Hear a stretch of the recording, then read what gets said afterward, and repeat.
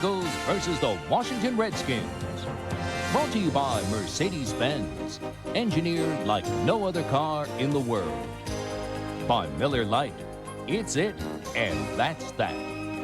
By GTE, at GTE, the power is on. And by HBO, simply the best. Washington, D.C., the nation's capital and the familiar sight of the Capitol building and the Washington Monument. It's a beautiful autumn evening here in the nation's capital, and RFK Stadium, the home of the Washington Redskins, is packed with this usual colorful sellout crowd. The undefeated Redskins will take on their arch rival in the NFC East, the Philadelphia Eagles, tonight. Hello again, everyone. I'm Frank Gifford. So happy you're with us. Al Michaels and Dan Dierdorf. All of us have been looking forward to this particular game. Two bitter rivals, and they played some great games over the past. Washington off on a big major roll. They are 4-0. They have been doing it in just about every category. Offensively, they are dominating behind a huge and talented offensive line. They're a little thin on defense. They're playing well there, too, and they have been absolutely great on special teams, and they hope to go 5-0 tonight. Meanwhile, the Philadelphia Eagles, under first-year coach Richie Kotite, lost Randall Cunningham in the very first game of the season against Green Bay. While the critics were writing them off, well, the old pro, Jim McMahon, came off the bench. He beat Green Bay. He has the Eagles at 3-1, and that's their best start since 1981. But Al Michaels, I think maybe it's the legacy of the man that Richie Kotite replaced, Buddy Ryan, that worries the Redskins a little more than their offense. And, of course, I'm talking about one of the great defenses put together. Still a tremendous defense. So good, in fact, Frank, that this team leads the league in sacks with 19 through their first 4 games. They rank #1 overall, and clearly the Eagles will go as far as their defensive unit takes them. An interesting story surrounding the departure of Buddy Ryan and the hiring of Rich Kotite. Kotite was the offensive coordinator. When Ryan was fired last year, 72 hours after the playoff loss, Kotite figured, well, I'm next. He was ready to call his wife and say, honey, get ready. We're going to be fired as well. Instead, before that day was done, Norman Brayman had hired Rich Kotite to be the head coach. But on opening day, as Frank mentioned, he loses Randall Cunningham of all things. Keith Jackson gets ejected, but they still win the game. And here they are 3-1. But this is a huge game for the Eagles tonight. A win, and they're tied for first in the conference. And in effect, they have the lead because of the head-to-head win. If they lose to Washington, they're 2 games behind. And Dan, as far as the Skins are concerned, well, a big smile across the face all month long of Joe Gibbs. Not much to frown about for Gibbs through September. The team is playing some fine football, Alan. They're playing consistent football. As far as Joe Gibbs and the Redskins are concerned, what's new? I mean, only Don Shula comes to mind when I think of a coach who week in, week out, year in and year out has his team ready to play each and every week, never getting blown away. And Joe Gibbs is that kind of a coach. And a good example of how consistent this current edition of the Redskin team is. They have scored now in 25 consecutive quarters. That even includes the last 2 regular season games of last year. Now that is getting it done. If they score in the first quarter tonight, they'll tie the NFL record with 26 quarters. Guess what? Their own record back from 1983, a year where they went to the Super Bowl. When you score every quarter, you're talented, you're good, you're mature, and you're well coached. Now the game within the game tonight, well, I'm an old lineman, so you know what I'm looking for. The Redskin offensive line against the great Eagle defensive line, in particular the 2 tackles, Jacoby and Lachey, against Simmons and White. This, folks, is as good as it gets. And here we go on a spectacular night in our nation's capital. Weather is perfect. RFK, as always, sold out. And Chip Lohmiller, and he's been doing as well individually as the Redskins have been doing collectively. 17 of 30 kickoffs have been touchbacks.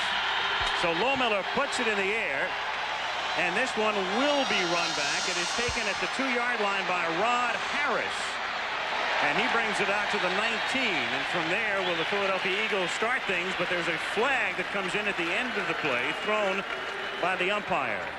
Bob McElwee is our referee, and the call is against Philadelphia, so that's going to back them up to about the 10.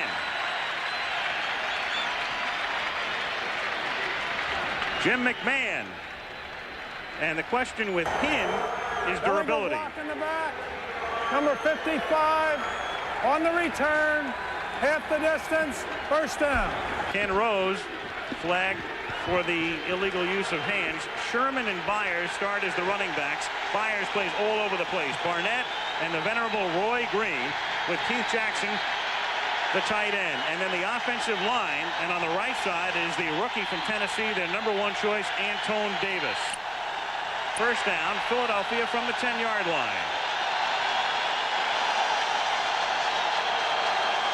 And they begin on the ground with Keith Sherman over the right side for a gain of 5. It'll be 2nd and 5 as we look at the Skins defensively. Mann, Williams, Johnson, and Stokes up front, with Marshall playing very well. Matt Millen, the longtime Raider and 49er, and Andre Collins, with Mayu and Darrell Green, who's among the very best of the corners, and Danny Copeland and Brad Edwards are the safeties. 2nd down and 5. Eagles at their own 15-yard line. That's Byers in the slot to the left. 41 will line up all over the place, and Keith is in motion.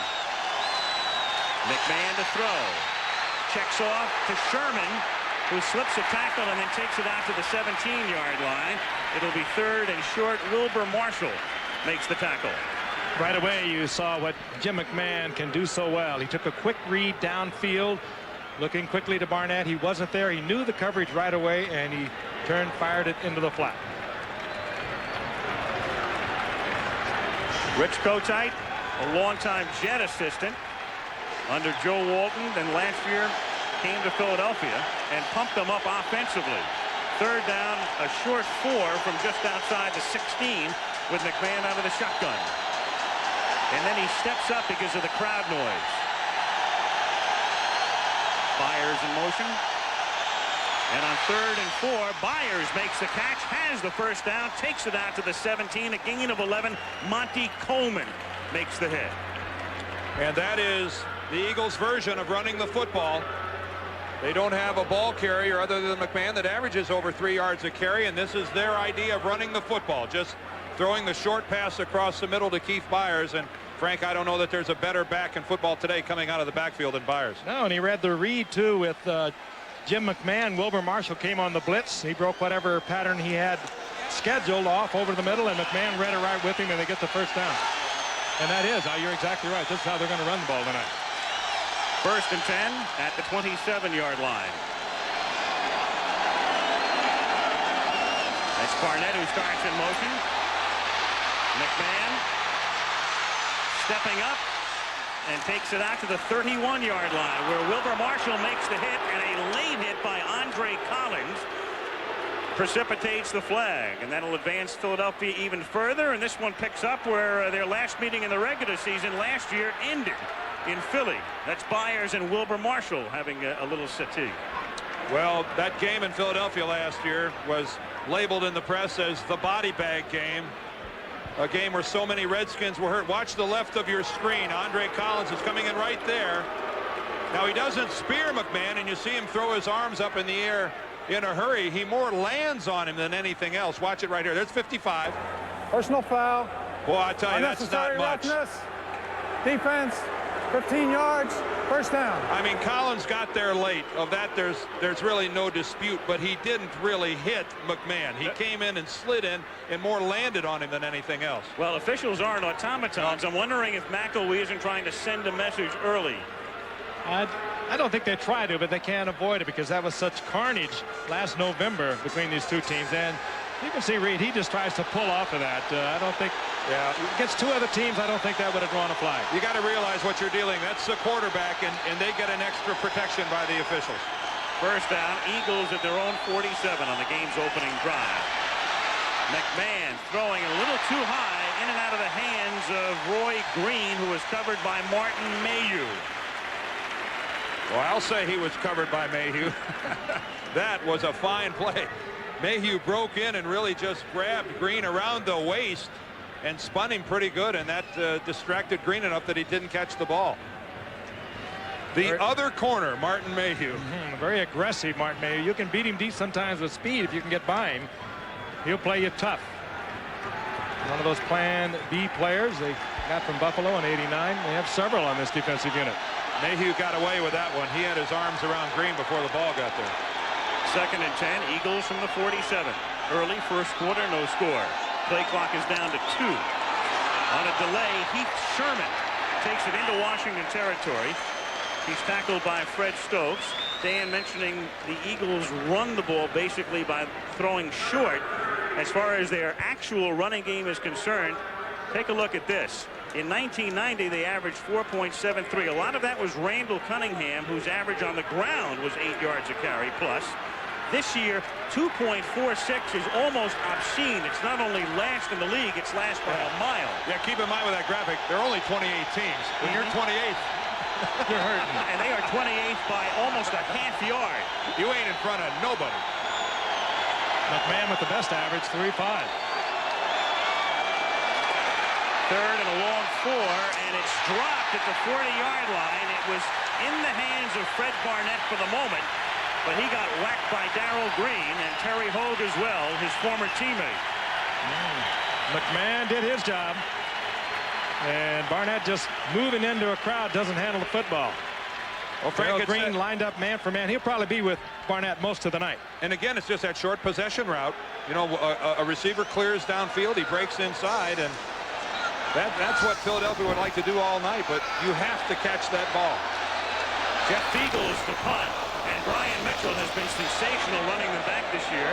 Beagles won't give him a chance, however, as he kicks it out of bounds. They will line it up as the official marches outside the 10 all the way up past the 15. Beagles runs up there and says, "You've gone far enough." Yeah, that's it. Representing his own case. Yeah, he says take a hike, but not literally. At the 17, first down. Mark Rippon has been very consistent and very good through the first 4 games this season. The Skins are 4-0, and he will lead them up. 1st and 10 at their own 16-yard line. After the Eagles took the opening drive, moved to midfield, and were forced to punt. That's Art Monk setting up on the right side. The Redskins, as always, do a lot of shifting and moving.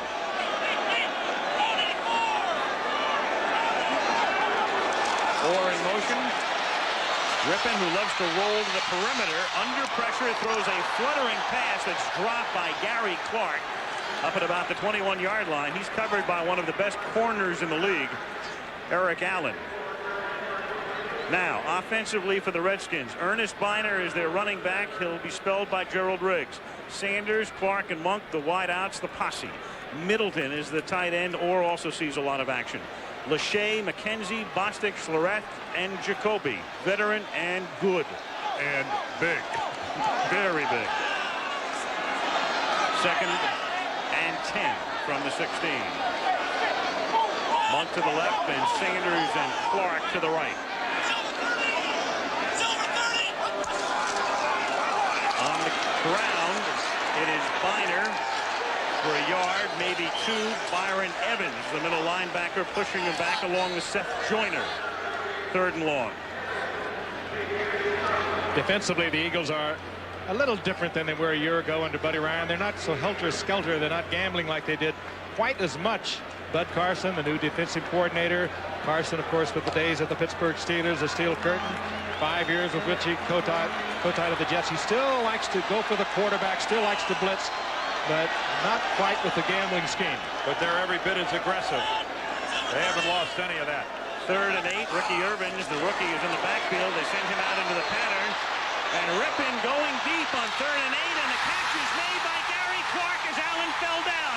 Clark gets a block from Sanders. Inside the 20, down at the 7.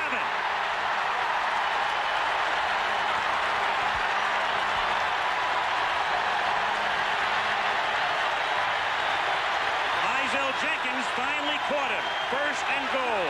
And it started up front with tremendous pass protection by the Redskin offensive line. Lachey takes Simmons all the way past Rippon. Gary Clark gets a chance. The ball's really actually underthrown. Clark's able to react back to it, and Allen isn't, Frank. It's that simple. And, of course, Philadelphia had what they wanted. They were trying to get the pass rush. They were using their top cornerbacks, Eric Allen and Vince Smith. They'll use them all night in man-for-man situations. But how many times have you seen Gary Clark come back and help his quarterback? He has such a sense, a feel of the football field. He breaks back inside one of the Pro Bowl cornerbacks, Eric Allen, and gets the completion. Meanwhile, on 1st and goal, they had a tough time getting the people they wanted in there. The play clock was down to 1, and they're forced to burn a timeout. That was a 3rd and 8 play, good for 75 yards. Longest play for the Redskins this season. They're knocking on the door in a scoreless first quarter. At the 7-yard line, 3 tight ends in the game, including Orr, who lines up in the backfield and goes in motion. Biner to the 2-yard line. Stopped by Evans and Hopkins. 2nd and goal, and Bud Carson, the longtime Jets defensive coordinator and more recently the head coach at Cleveland, now the defensive coordinator for the Eagles, watches his group backed up. That was just a solid surge by the Redskin offensive line. They took the inside, the 2 tackles for the Eagles, and rolled them back a couple of yards, and that allowed Biner the ability to make that cut back to the inside. Jerome Brown, Mike Golick are the 2 defensive tackles for the Eagles, and it's imperative that they hold their ground. 2nd and goal. Riggs is in the backfield. Gerald Riggs has the ball. 3 touchdowns last week, but he is stopped at the 4. Good tackle by Jerome Brown. That's how you hold your ground. Oh, I'll tell you, at 295, that's pretty quick, isn't it? Just darted, hit the gap, and was able to make the stop, get Riggs behind the line of scrimmage. Watch 99. Well, he slants to the outside, and the Skins pull their guard, and they're really asking Jeff Bostic, their center, to come all the way across and block this guy. That will never happen. That was just a good call by the Eagles, and that's a dead play as far as the Redskins are concerned. 3rd and goal from just inside the 4-yard line. That's Monk lined up in the backfield. And Rippon throws, and it is intercepted by Eric Allen. And so Allen, who fell down on the 75-yarder to Clark, atones with an interception in the end zone. We're trying to get it to Clark one more time, and we're going to see this locked-up match all night long. Allen against Gary Clark. I want to know how he gets the football, because Gary Clark is open. This is a marvelous play by Eric Allen. Look at that. Oh, playing it so tight as you do down in close, and that's a spectacular play by a great cornerback. RFK Stadium in Washington. Eagles 3-1. Redskins 4-. Score 7:35 left. First quarter. Philadelphia with its 2nd possession. They begin at the 20 after the interception by Allen. Movement in the line, and flags are down. Heath Sherman on a play that won't count. Anton Davis, the rookie tackle. Anton Davis, #1 choice from Tennessee. False start, number 78. That's him. Offense, 5-yard, first down. Let's go back and take another look at that interception if we could. Now, right here is Clark, and he's locked up right there with Eric Allen. Now, go ahead and roll it a minute, guys, to where Clark makes his break to the inside. Right there, freeze it. Look at it right here, and look how Clark has Allen beaten. If it is a throw that is out in front of Gary Clark at that point, you'd think that's a touchdown, but the ball is a little bit behind, and it's a tremendous break on the ball by Eric Allen that results in that Eagle interception. But I would have to think that a ball thrown a little bit out in front of Clark is a Redskin touchdown. On 1st and 15, a flag down, a dump off to Sherman, but the flag was thrown by the umpire, and you know what that normally means. Collins and Millen make the hit.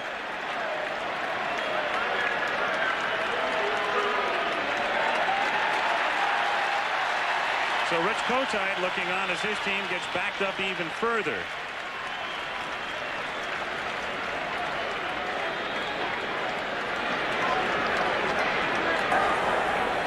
Holding, number 78. Offense, half the distance, first down. That's the daily double for Anton Davis. It's another great matchup. It's Anton Davis right here working against Charles Mann. And it's just a fine upfield surge by Mann, but look how he works back to the inside.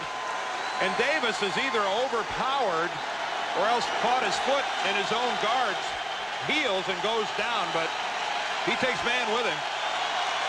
It's first down and 22 as the penalty is marched off back to the 8. Heath Sherman Crosses the 10, and Danny Copeland wrestles him down. It'll be a 2nd down and 19. Well, you look at this Washington Redskin team, and you have to admire the way they build it. Charlie Casserly, the general manager, working with Joe Gibbs. They've got 3 Plan B starters in their secondary. They got a Plan B middle linebacker in Matt Millen. They got 2 guys in the middle that they traded for, all under Casserly's regime, which started in May of '89. They really turned this team around. 2nd and 18. Eagles from the 12. 6:20 to go. Opening quarter. No score. McMahon throws it out. It's caught by Barnett, and he takes it out to the 22-yard line. They are still about 8 yards short of the first down with a 3rd down play upcoming. Those are the hands of a really gifted receiver. Lou Carpenter, who has been working with Fred Barnett when he came up as a rookie a year ago, says he's got the finest hands he has seen in a lot of years. He dropped one a little earlier, but watch him go up. Comes down with the football. Spins out as Philadelphia is being very conservative deep in their own territory. There's Lou Carpenter, former Cleveland Brown great. 3rd and 7. Philadelphia from the 23.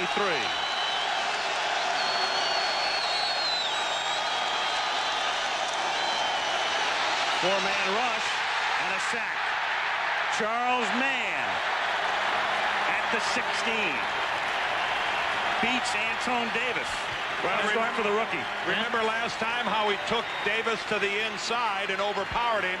This time, like all great defensive ends, he comes with a changeup and goes upfield and beats him around the soft corner. Man having a good year, coming off an off year last year, but there just the sheer speed and the athleticism of former Pro Bowler Charles Mann, who's trying to get back. Jeff Eagles to kick. Brian Mitchell has run 2 punts back for touchdowns this season. And this one is a 10-yard run back and a flag at the end of the play as he brings it back from the 39 up to the 49-yard line. Mitchell with the 2 run backs for touchdowns, and another one of 70 yards was called back. Goes all the way back to the late George Allen, the play of the special teams here in RFK Stadium. It was his calling card, and it's a tradition that Joe Gibbs was more than happy to carry on. But I credit George Allen with really starting the tradition of great special teams play with the Redskins. Illegal block in the back. Number 50 on the return. 10 yards. 1st down. And Joe Gibbs talks about it. Brian Mitchell, he talks about a gift that the return men have, and Brian Mitchell obviously has it. And this is how he does it. He usually takes it right up in the middle, and there is the call against Raven Caldwell that will back up the Skins.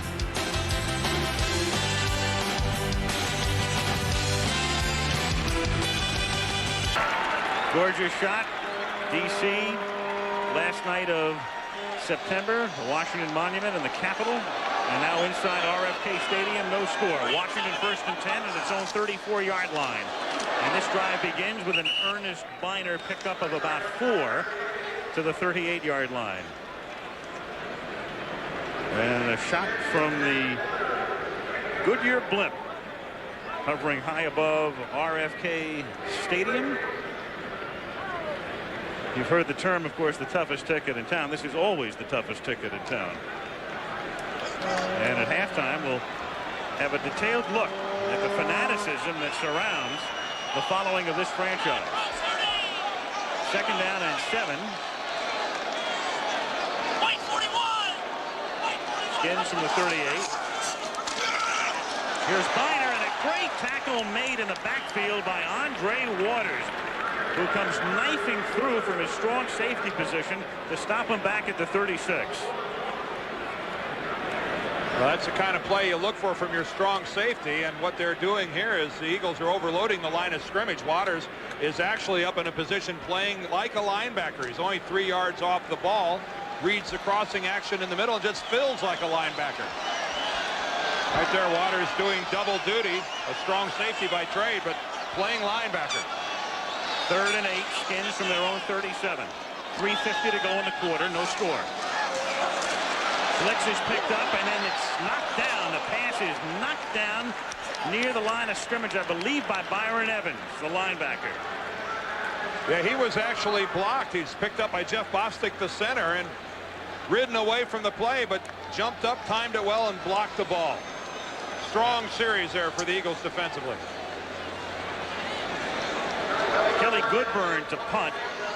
Line of scrimmage is the 36. Rod Harris to receive for the Eagles. He sets up at his 27. Decent kick. Fielded at the 18 by Harris.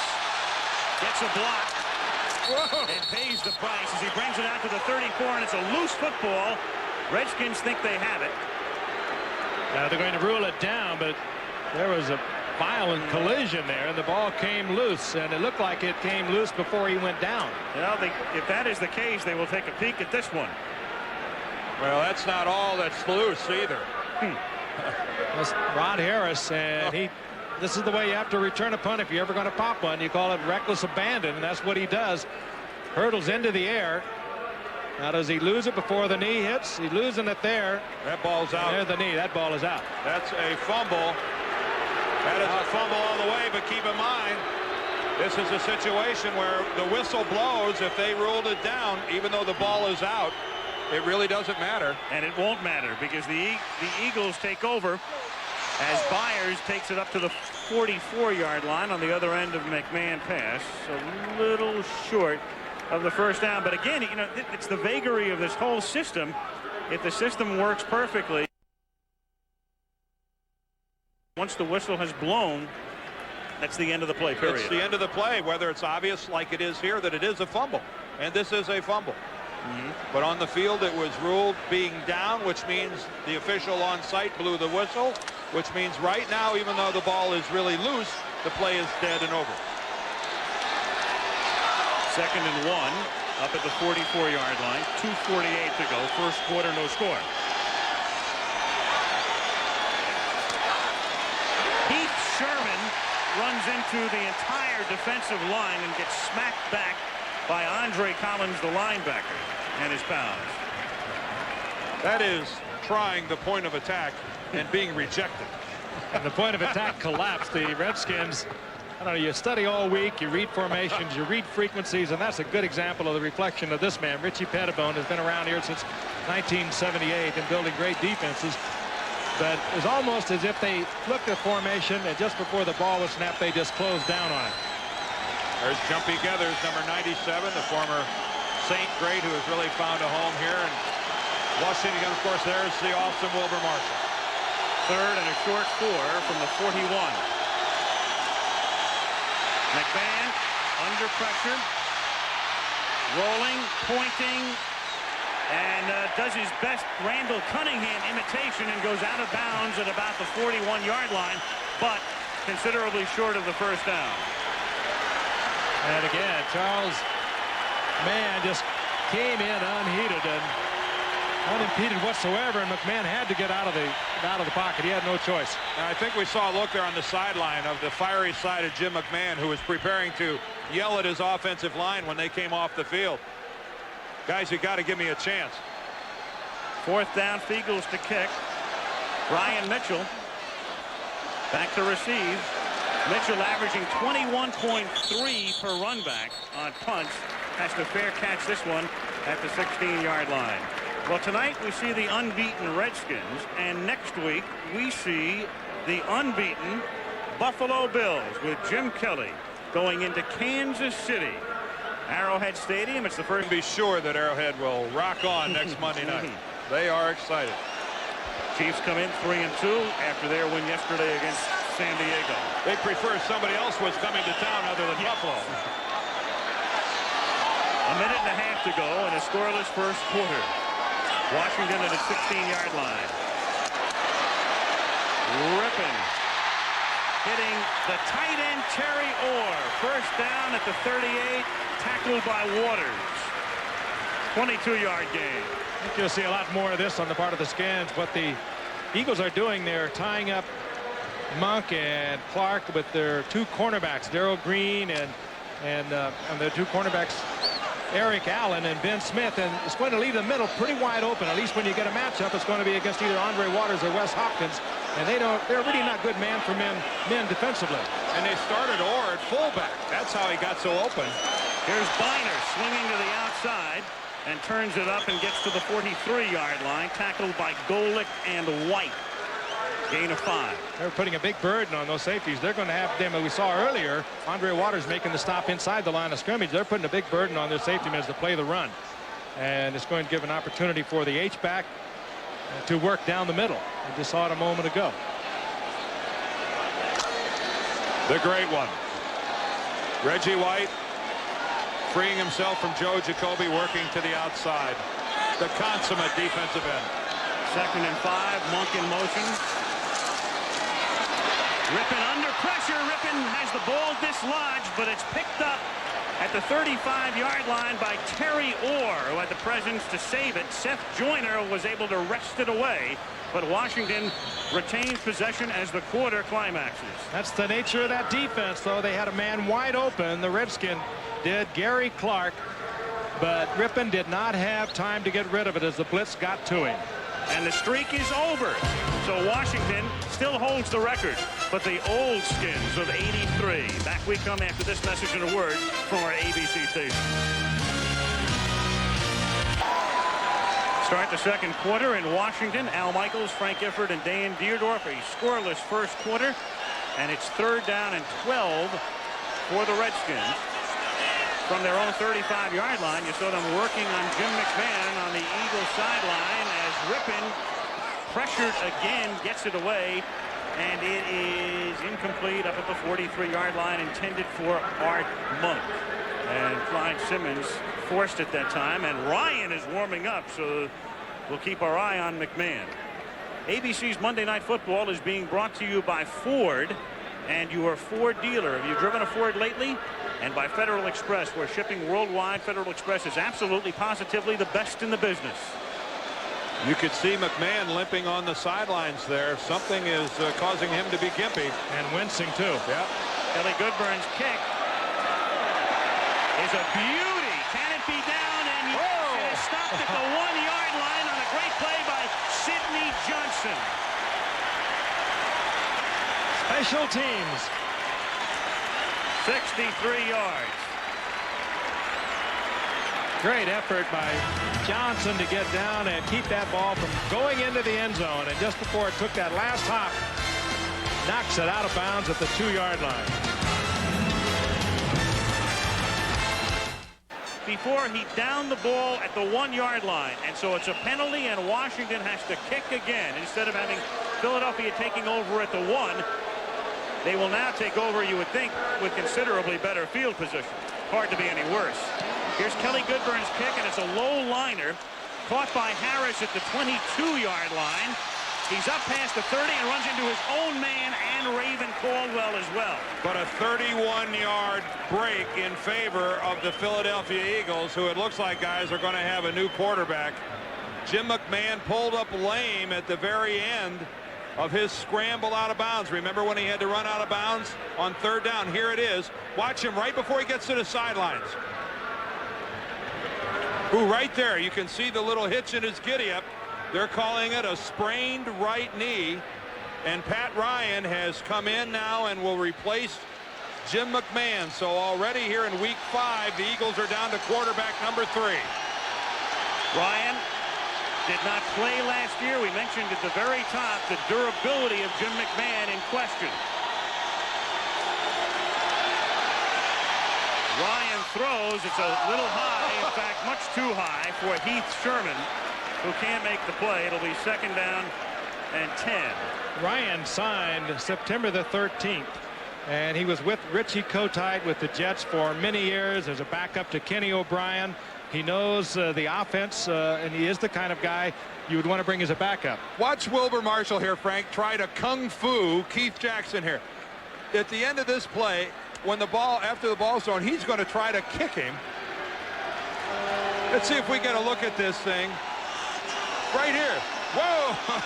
he almost took a good lick there at Sherman and got it. Here's Ryan giving it to Sherman, and coming in is Fred Stokes to break the play up. And it's a loss of 5.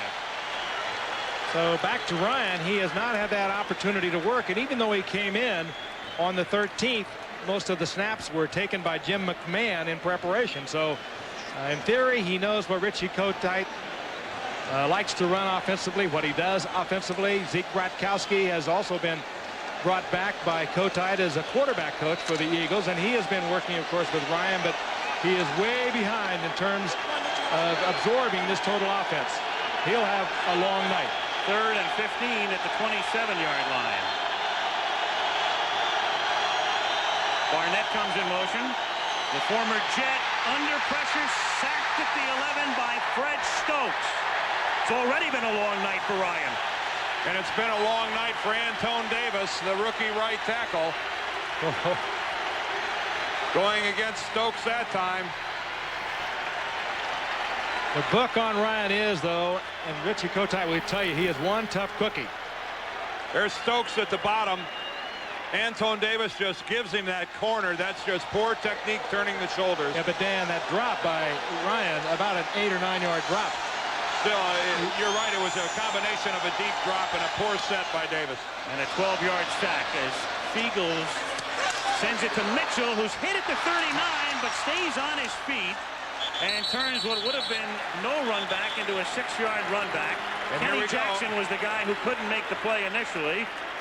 A little pushing and a little shoving, but no harm and no foul, and no score with 13-18 to go in the opening half.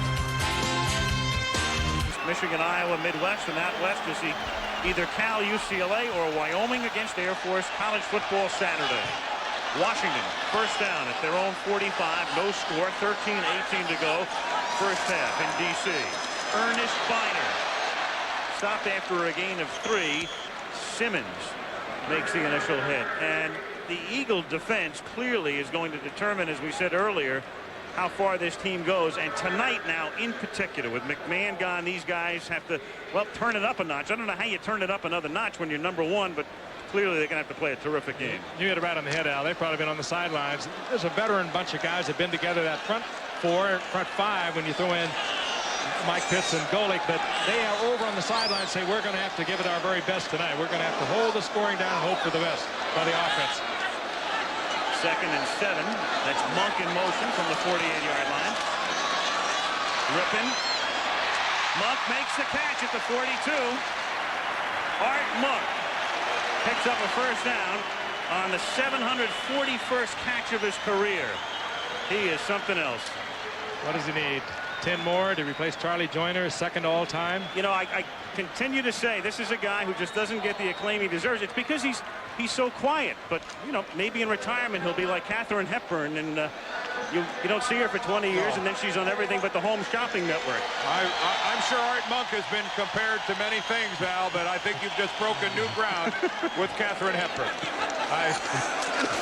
Here is Biner to the 40. Well, the point is he doesn't talk about himself. He doesn't do that many interviews, and he just sort of quietly goes along, and he'll quietly go along all the way to Canton. Oh, he will go along to Canton. Maybe Katharine Hepburn will be his presenter. I don't think he's going to go for quite a while either. He's in wonderful shape. He works out year-round. He's in his 12th year, and he'll still run away from a receiver. He's averaging over 18.5 yards. Of course, we're referring to Catherine Monk out there. The Calla Lilies. If he doesn't get hurt, he will pass Largent probably towards the end of next year and become the NFL's all-time leading receiver. 2nd and 8. Here's Biner to the 32, and it should be enough for a first down. Hopkins upends it. There's a load of talent, Ernest Biner, and he'll run the football for you. He is devastating as a pass blocker, and that's why he's in there most of the time. They would like to take a good look at Ricky Irvins, the rookie from USC. He's performed well, done everything they wanted, but they know that Ernest Biner against the Eagles is going to pick up the right guy, and he is going to level him when he picks him up. So not only being a great runner and a good receiver, very smart as a pass blocker. And there is Irvins. You'll hear a lot about this youngster before his career is over. First down Skins at the 31. Biner again. Good blocking. Makes it pay off. Terrier leads the way. Close to a first down. Now, one of the great trades in Redskin history is when they traded Mike Oliphant to the Browns for Ernest Biner. I mean, this guy has just fit a system perfectly. Of course, that's why Joe Gibbs drafted him, but I mean, there is just nothing that Biner can't do. Remember the great days in Cleveland, teams with Kevin Mack in their backfield. But first of all, any back would kill to play behind this offensive line. I think Ernest Biner will tell you right away how lucky he is to be a part of this offensive system with the talent around him. Receivers, line, tight ends, quarterback, and coaching. I think what says so much about him, a year ago in December when the Redskins had to win them all, he had 4 consecutive December 100-yard days, and they went to the playoffs. It's a first down for the Redskins at the 21-yard line, 10-15. I beg your pardon, second down in inches at the 21-yard line, 10-10 to go in a scoreless opening half. Biner now picks up the first at the 20.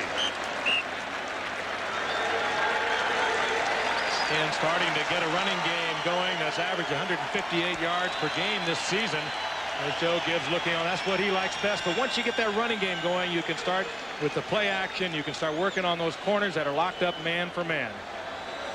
26 total yards for Philadelphia. That is meager at this stage of the ball game, but yet somehow it's still scoreless. First and 10. Biner just to finish up as Ben Smith makes the hit on the Redskins, not tying their own record when they were held scoreless in that first quarter. When Washington set that record, scoring in 26 straight quarters in '83, that streak was ended here against the Eagles. So history repeats.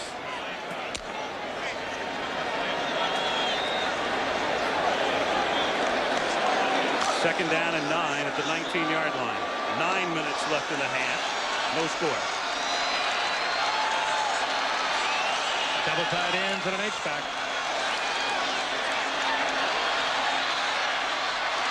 Backside screen to Jimmy Johnson, who gets back just about to the line of scrimmage. So after all that, they're right back once they began. It'll be 3rd and roughly 9 with Jerome Brown making the hit. And a good play by Clyde Simmons. In on the pass rush, he reads the screen. Very smart, very wise. We talked about how often they worked together. He knew he had help on the inside, saw the screen, got to the outside and turned the receiver Jimmy Johnson back to the inside and Jerome Brown. Well, what do the Skins come up here now with on 3rd and long? Keeping everybody in tight. They're starting there. I don't know if they'll end up there.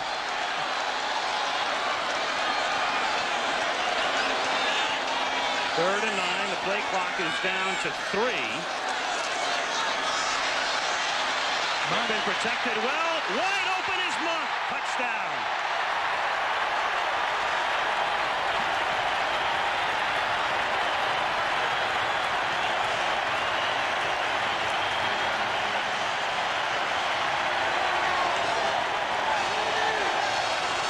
Eagles sitting back in a zone, and watch Monk cross underneath, and Frank, a whole lot of people look at him, and I'm not sure who was supposed to take him. Jenkins was one, Evans was another. A little bit of a pick play, but more than anything, you touched on it earlier, Al and Dan both talked about it. The time that Rippon is getting to throw the football, that takes a long time to throw that pass.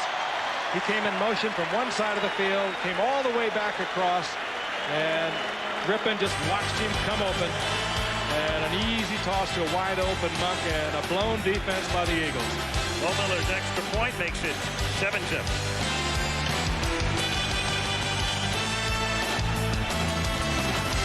The merciless Richie Pettibone.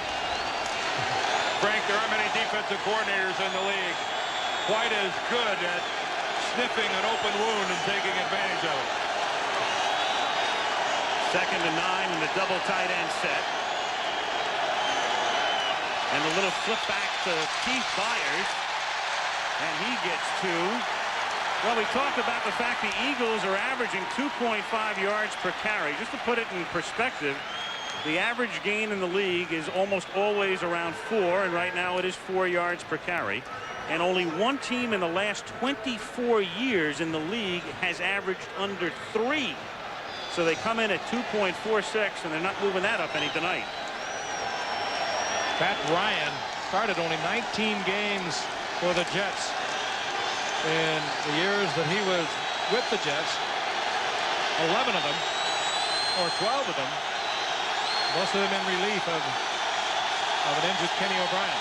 3rd and 6. and they better call a timeout here because they're going to run out of time, but they get it off with a half-second left on the play clock, and the catch is not made at the 37-yard line. Roy Green had it for the moment, but couldn't hold on. That was a great throw by Ryan.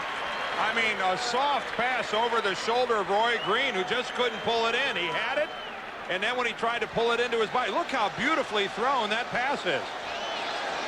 And Green just doesn't pull it in. Eagles to kick. This is already Philadelphia's 5th punt. Brian Mitchell, averaging 21 yards a run back, takes it at the 50. Set up, gets some blocking, and is run out of bounds at about the 36 by William Thomas. Oh, do they work on these special teams? You saw Brian Mitchell make a fake to the right. The Eagles coming down on the punt coverage all went with him. He broke it around behind a picket line and gets real good yardage up to about the 36-yard line. Great field position once again for the Skins. It's an ugly story if you're Philadelphia's offense, and a beautiful story if you're Washington's defense. The prescription for losing games: 4 of your 5 possessions, 3 downs and a punt.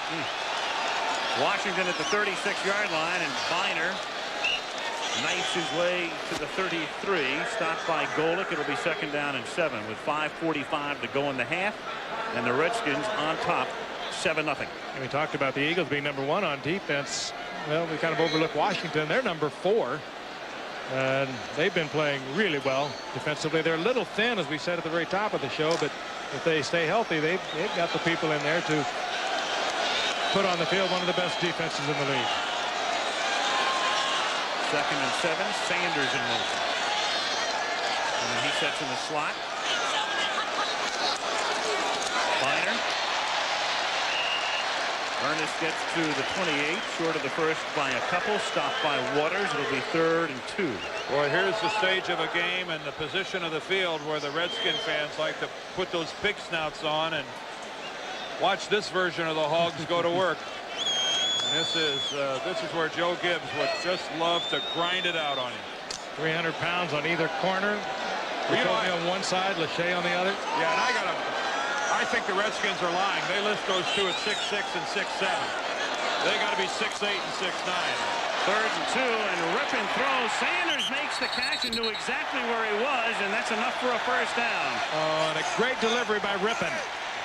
Under pressure, Clyde Simmons right in his face and finally nailed him, but he was able to fire that ball off balance and right on a target.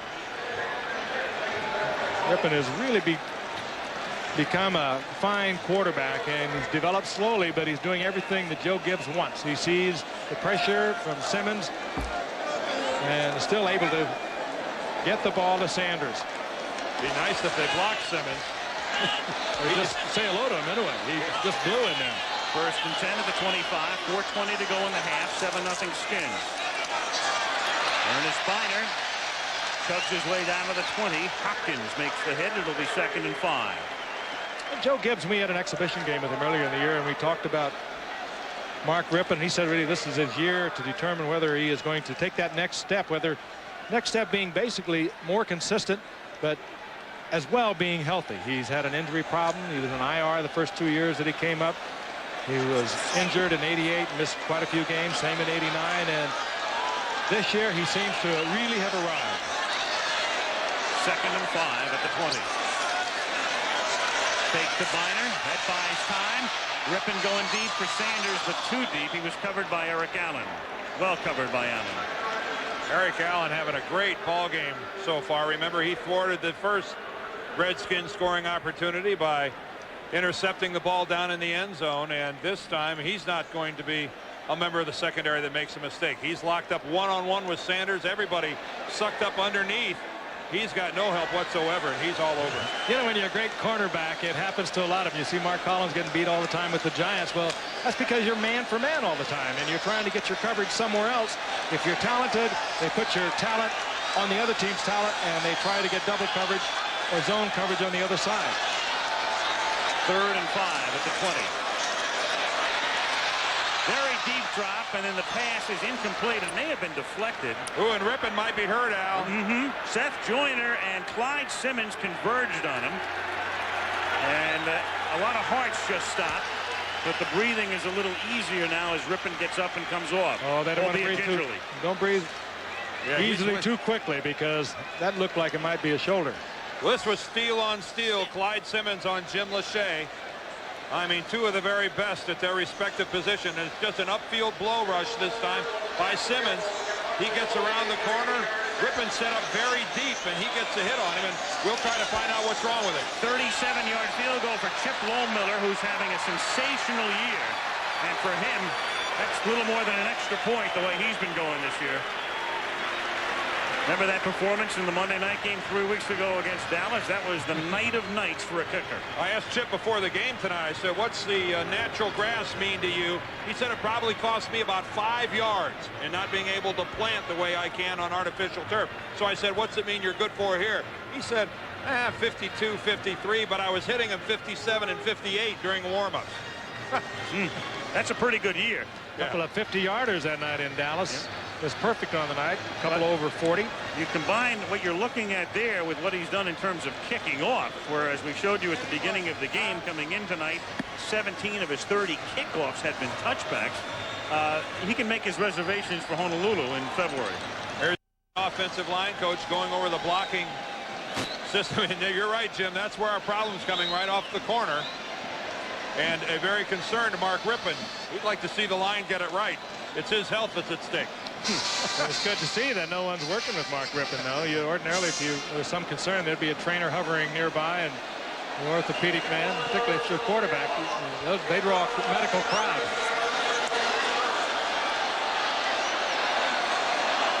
Lohmiller's kick is taken at the 6 after some confusion by Harris. He's back at the 16. So it's 10-0 with 3:18 remaining. Stephen Hobbs makes the tackle, and again McMahon is out, but information from the Philadelphia locker room is similar to what we used to get out of East Germany before the collapse of the wall. They're saying nothing, so we don't know whether he comes back or not. Sprained knee, and Ryan is in again. It's always been the question about McMahon. There's never been a season he started every game. Most he started were, I think, 13 back in 1983.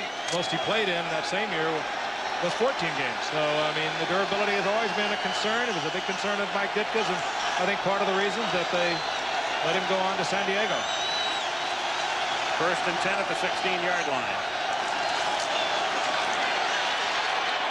Ryan throws him behind Barnett, who is covered by Green.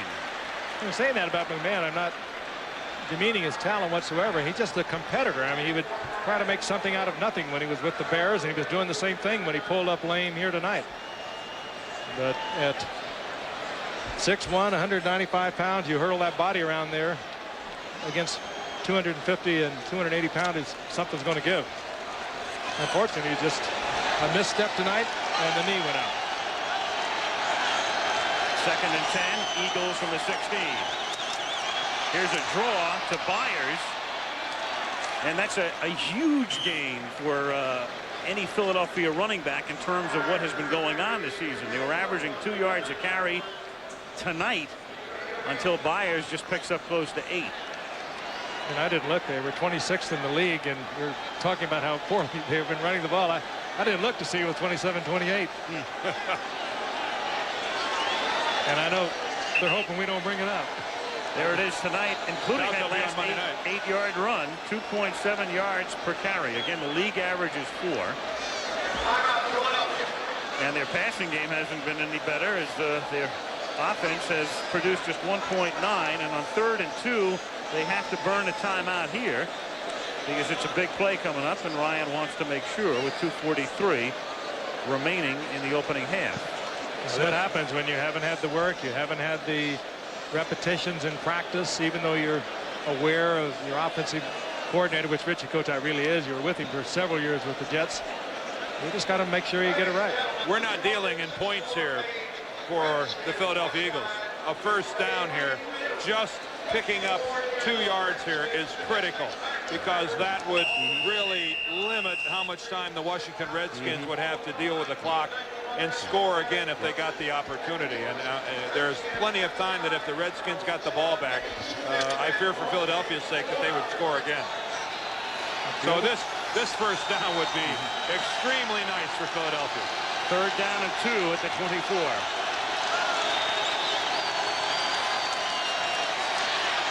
Ryan throws it out to Barnett, and they get it as Darrell Green makes the tackle, and Barnett strives for that extra yard or so and actually had the ball held out. I mean, that was a dangerous move by Barnett.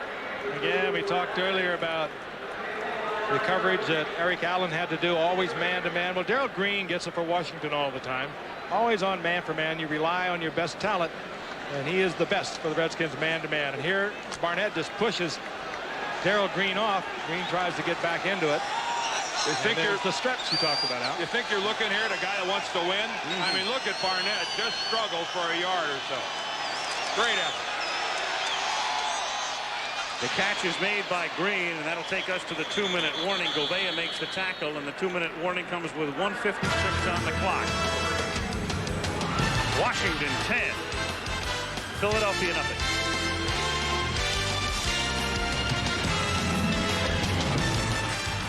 Well, Pat Ryan's in the game, Jim McMahon's in the clubhouse, and Brad Gable is how it's pronounced. A rookie free agent who played at Baylor is the backup quarterback right now. Here's the injury to McMahon, and the report now from the Eagles is that he will probably be out there saying a while. It looks as though he has sprained a ligament. They are ruling out cartilage damage. He'll have an MRI tomorrow. They'll have a better idea how much time he'll miss, but he is clearly done for the night on that play. Play resumes, 2nd down and 7. Ryan going deep, and the catch is made at the 38 by Maurice Johnson, who does not make it. It originally looked as if he did, but Maurice Johnson, who was just activated for the game, cannot hold on. 3rd down. Again, a pretty good throw by Pat Ryan. This is between 2 defenders. It has to be a timing throw. Yeah, if he catches, though, this is highlight stuff. A little bit behind him. He almost does hold on to it, sure but he doesn't control it. He sure does. That was almost a great catch. Free agent out of Temple a year ago. Played all the preseason games while Keith Jackson held out. They let him go, and they let him go again this year, and they just activated him because of the injury to Mickey Shula. Now the officials stop the clock. They're going to take a look at it. Anytime the umpire asks for a stoppage, the replay official tonight is Norm Kragseth. And he will determine if it's a catch or no catch. Richie Kotite, 48 years old, longtime assistant coach, Cleveland and the Jets, and then went to Philadelphia. The ball was ruled to hit the ground, incomplete. Okay. Replay is reviewing the play. You know, as you look at Gibbs, we saw Kotite taking over for Ryan. We asked Richie last night, what's the first thing Buddy Ryan said to you when he got fired and you got hired? And Ryan said, I'm leaving you with a hell of a team. After further review, the play stands as called. Incomplete. Here they are in the 5th game, and 2 quarterbacks are already down. Randall Cunningham and now Jim McMahon.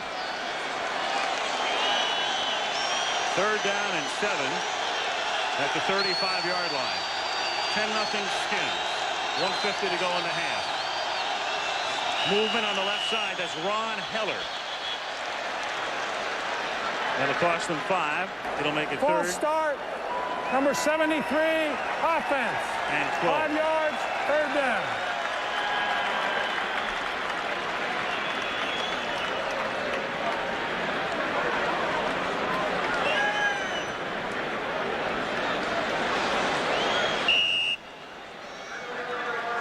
Problem has been over the right side with Antone Davis. Now Ron Heller pulls up on the left side. He's in there because of an injury earlier to Cecil Gray, who had been starting there. And the Eagles are hurting from the injuries. On 3rd and 12, Ryan throws into a lot of traffic. It's deflected, intercepted by Green.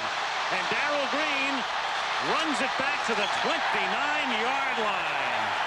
Off Roy Green's hands and into Darrell Green's hands. And again, Pat Ryan was under heavy pressure Under heavy pressure, Fred Stokes got around Heller. But then the big play downfield. First, let's look at Stokes. Heller's late coming off the ball. Stokes gets around the corner, hits Ryan just as he's throwing the ball, and a little bit late, and then Frank this downfield. And Ryan knows he's going to get hit. He throws it right into the coverage. You can see 3 Redskins just deflected, and Darrell Green, as he usually is around the football. 3rd interception of the year for the All-Pro Darrell Green. Almost looked like one of the Redskins might have grazed that ball. 1st and 10 from the 28. That is a 16-yard drop and a flag and an interception by Seth Joyner, by Byron Evans. And Byron Evans loses the ball out of bounds at the 27-yard line. But there's a flag. Well, the flag's going to be for holding at the line of scrimmage. I'm pretty confident they got Jim Lachey for holding at the line of scrimmage. Holding, offensive left tackle. Yeah. That penalty is declined. 1st down. Yeah, we're dealing with a major horse tackle out here. I mean, he puts a collar job on Clyde Simmons. It was fumbled. Belongs to the intercepting team.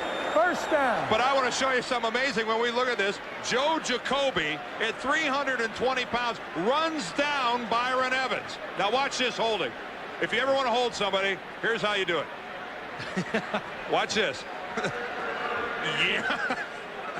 That's how you bring a guy to the ground. But watch Joe Jacoby chase down Byron Evans. Look at the interception. It's not an interception. An interception was ruled on the field. Replay is reviewing the play. Forget it. Forget it. That was a short hopper. Yeah, but Jacoby actually chases down it. Look at that. I mean, this guy is 6'8", 325 pounds, and he chases down a middle linebacker. But guys, they got to bring that back. I know why Evans gave up that football. Whoa! I don't have it, Joe. It looked to me like when he had the ball touched the ground. Well, the Eagles want to come up to the line of scrimmage, but they are reviewing it. I think Mr. Rippon will be a happy man. Norm Craig said. It does appear as though it was short hopped. I don't know. Did he very close? It's close. Or it's very close. They may not be able to turn this over. Again, we go back to the essence of this rule. It has to be conclusive, indisputably determined now to overrule what was called on the field. On the field, it's called an interception. That did look like he caught the ball, had the ball, and then it touched the ground. It was a great play by Byron Evans. However, they ruled this from the booth. And another great play by that guy, Joe Jacoby. I can't believe he ran that fast. I wonder what kind of energy and calorie burning it would take to move 300 pounds that far that fast. Well, I know one thing. You could run a locomotive from New York to Chicago on about the same amount of energy. Well, this is a huge call here, because if it's ruled no interception, Washington has a chance to just blow it flat open. Well, they'll enforce the holding penalty against Lachey. But they'll still have the football. They'll still have the football. And 1:27 to go. But they'll enforce the holding. And if it's a Philadelphia ball, it's their chance to do something before the half, down by 10. Here it is again. I think the question is not whether he caught the ball, but did he catch it before it hit the ground? Did he have control of it? I think the ball was on the ground. I think they got to overturn it. But I see it one way, you see it another way. I mean, you know, that's the thing about replay. If I'm in the booth, I probably overturn it. Frank, if you're in the booth, maybe you don't. After review, we have a reversal. Yeah. We're going to bring it back. We have a holding penalty to enforce at the previous spot.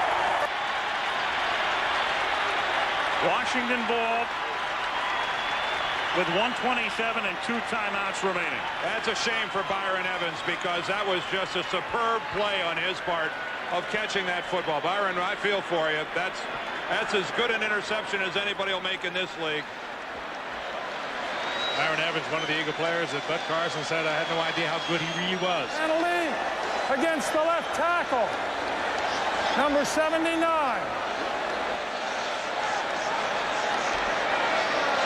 That was a fine play, but you could, you know, at least from my vantage point, I thought I could see the nose of that ball disappear into the grass. Holding, number 79 offense, 10 yards, First down. Poor Jim Lachey. He's been singled out now about 9 different times on this one penalty. Bob McElwee's making it tough on him. Well, the holding penalty for the moment has taken them, well, you want to say out of field goal range, but with Lohmiller, field goal range may be Bethesda, Maryland. It is 1st and 20 at the 38-yard line. And that is intercepted again, this time by Seth Joyner, as Gary Clark couldn't hold it. That one looked good. And the Eagles feel justice is served in D.C. And that one looked good.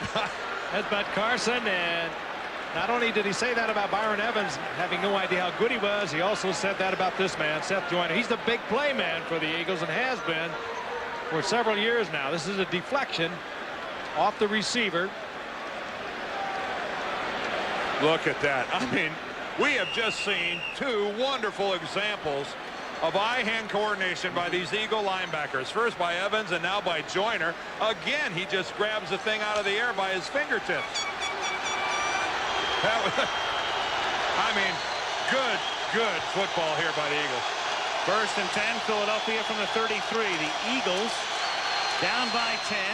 Pass over the middle, and that's the first catch of the night and only the 9th of the season for Keith Jackson. Stopped by Wilbur Marshall. It's good for about, what, 2 yards? Yep. Washington will give them all the 2-yard gains they want. 2 timeouts left for the Eagles. 2nd and 8. Pat Ryan, and this one is, luckily for the Eagles, not intercepted. Heath Sherman, it went up in the air. Charles Mann put the pressure on Ryan, and the Eagles are lucky that there was no Redskin in the vicinity of where that one came to earth. Right now, Richie Kotite is trying to figure out a play to call, but at the same time, adding a protection to it to help out Anton Davis, their right tackle. I'll tell you, he's being handed a clinic by Charles Mann on defensive end pass rush. He's going to be a great one in this league, but you're right, it's clinic time, Frank.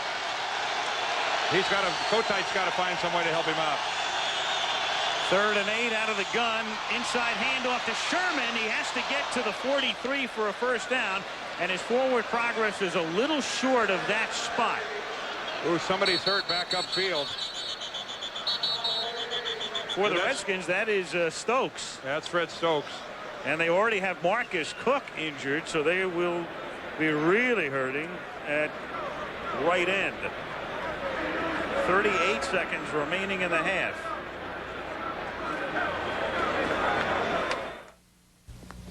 To work on Fred Stokes, who was hurt on that last play. When play resumes, it is 4th down for the Eagles, who have sent in the punting unit. Marcus Cook, of course, is limited to emergency play tonight, the starting defensive end, and we asked specifically of Joe Gibbs what would happen if somebody went down, and he said we'll probably use Geathers, Jumpy Geathers, out at defensive end. They did not want to play Cook tonight. This is a turn of events that the Redskins are not looking forward to. I'm not so sure they were looking at the legs of Fred Stokes if they weren't looking at his face, that maybe he got poked or something happened. Fortunately for the Redskins, he appears to be better off than we first anticipated when he was down. The Redskins don't necessarily believe the Eagles are going to kick, and they send Darrell Green back to receive the punt. Normally it would be Brian Mitchell, but they have a pretty regular defensive formation here on 4th and 1, just in case. But the Eagles does kick it. Green calls for the fair catch and then lets it go, and it's a touchback with 29 seconds and now one more tick, 28 remaining. 28 seconds left. Redskins will take it at the 20. And a reminder at halftime, Redskins football. They sell out week after week, year after year after year. That's our halftime feature tonight on the Toyota Halftime Report. And then I tell my friends, I often have people ask me if I can get them some tickets here at RFK Stadium for Redskins game, and I'm probably like the rest of you, no chance. I don't even bother. And I know the owner.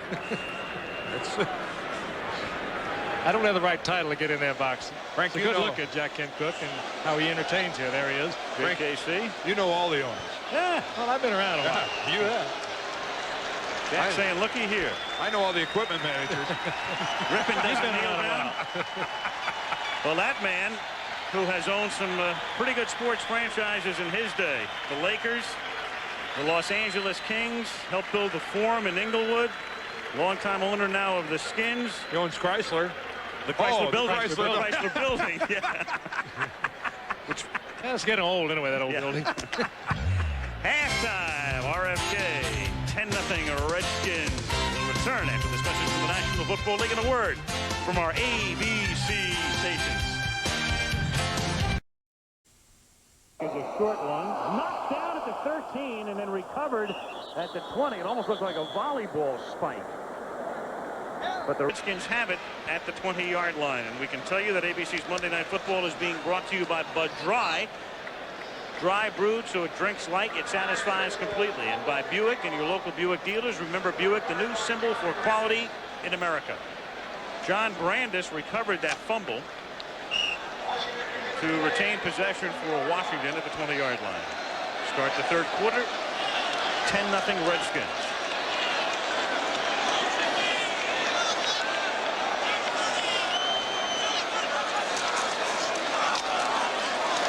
Ernest Biner does a little tango out to the 23 as Seth Joyner is there to make the hit. 2nd and 7.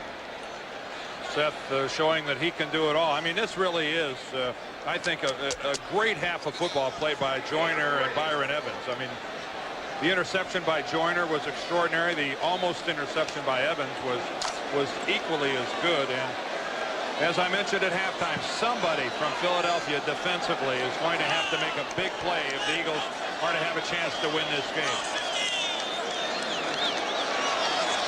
2nd and 7 from the 23. Rippon going deep for Clark. Incomplete. The crowd thinks he was held up by Ben Smith. So does Clark, but to no avail. Ever so slightly. Ben Smith, the other cornerback on the Eagles team, and a good one, a first-round draft pick a year ago, and they tried him as safety, moved him to corner, and he does a very professional job. He gets his one shot that he's allowed, and he kind of eases into him, just touches him a little, and the ball is overthrown.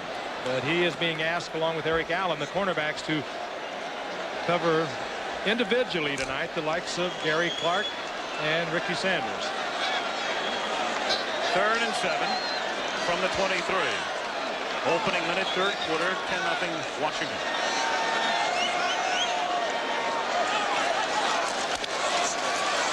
Rippon loses the football, and a huge play for the Eagles. Wes Hopkins has it at the 10-yard line. Is that what you had in mind, Dan? Yep. That's what I was talking about. And Joe Gibbs has got to be in a state of disbelief. But somebody from the Eagles had to come up with the play. Unfortunately, it was really Mark Rippon that came up with the play. He just dropped it. Trying to move into a little roll, a little setup over in the left side. He might have got stepped on as he came out of the pocket. And certainly out of control. Whoa. And Wes Hopkins just alertly scoops up the ball. A relatively easy play for Hopkins. Oh, he just caught his left foot on the back of his right calf. And wow. Hard to coach that. Well, the Eagles must capitalize here. It is 1st and goal because the nose of the ball is on the 10-yard line. And that's a bad break. That is a bad break. They cannot get a first down without the touchdown. They have to get it in. And they're not going to get it in running. I think they probably know that. Richie Kotite must know that. Heath Sherman, 1.5 yards. Meanwhile, how tough is Washington to score on here this season? Impossible. 2.5 games.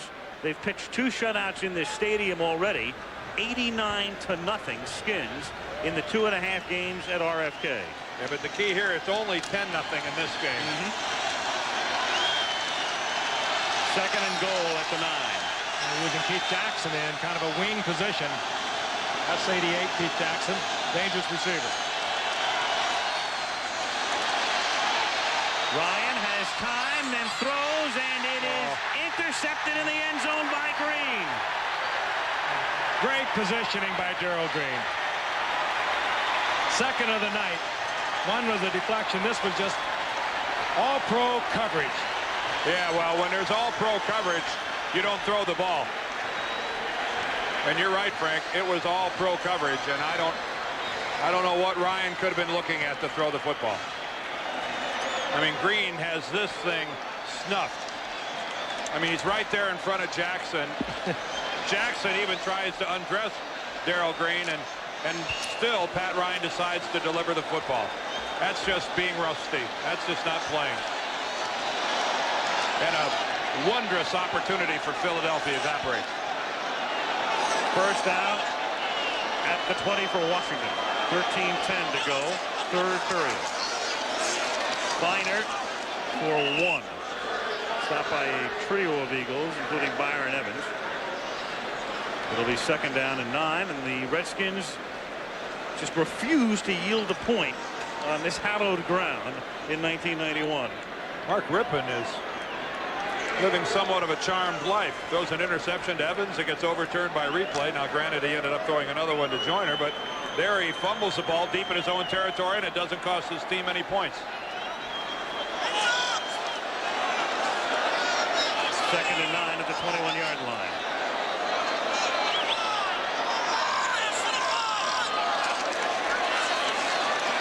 Blitz.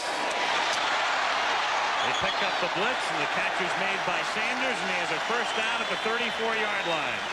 Eric Allen with the tackle. All right, let's go back to that interception again that Pat Ryan threw, trying to get it to Jackson, covered by Darrell Green. He had another open receiver. Now there's Keith Byers releasing out of the backfield. Look at him up in the upper right-hand corner saying, give me the ball. Did you see Ryan, though? Dan, he had his eyes on one receiver all the way, and that was Barnett. Oh, Keith Byers just can't believe that he didn't get the football. How frustrating to be that open and not get the ball. First down from the 34. Ernest Biner. Out to the 38. That's a pickup of 4. It'll be second and 6. Clyde Simmons makes the hit. DG. Darrell Green, one of the great corners to ever play in the National Football League. Certainly one of the fastest men to ever play in the National Football League, Frank. And when you're judging the quality of a human being, it's hard to surpass the kind of guy that Darrell Green is, too. It matches his quality off the field matches his quality on. Very active in so many community affairs in Washington, D.C. Second and 6. Here's Biner again. Up to the 39-yard line. Ben Smith makes the tackle. It's going to be third and 5. The Goodyear Blimp, Spirit of Akron, based in Pompano Beach, Florida, and looking down into RFK Stadium on a sparkling night in our nation's capital. Oh, what a night to soar around up there. It's been just absolutely beautiful here for the past few days. Beautiful city. Third and 5. Redskins from the 39. 10:45 to play in the third. 10-0 Washington.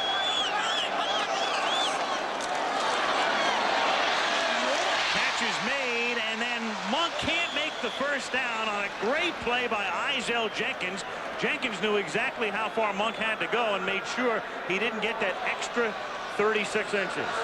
And quite frankly, that's a play that Art Monk, more often than not, whips a cornerback and goes ahead and gets a first down, because Monk's a big receiver at 6'3", 210.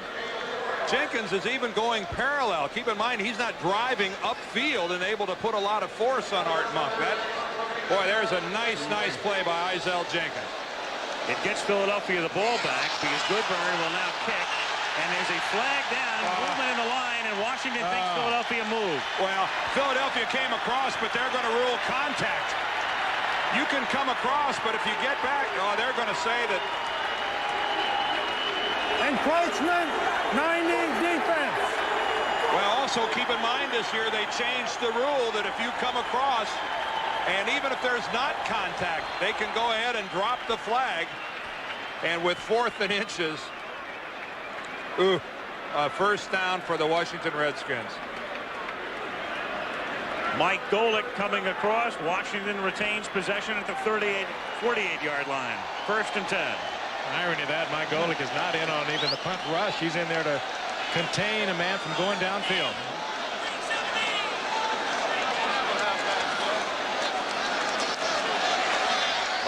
slices his way across the 50 down to the 47. Golick and White in on the hit as the Redskins move into Eagle territory. And Golick is like a lot of Eagles tonight. They know that defensively they're going to have to do something special, and everyone is maybe giving it just a little bit of an extra effort.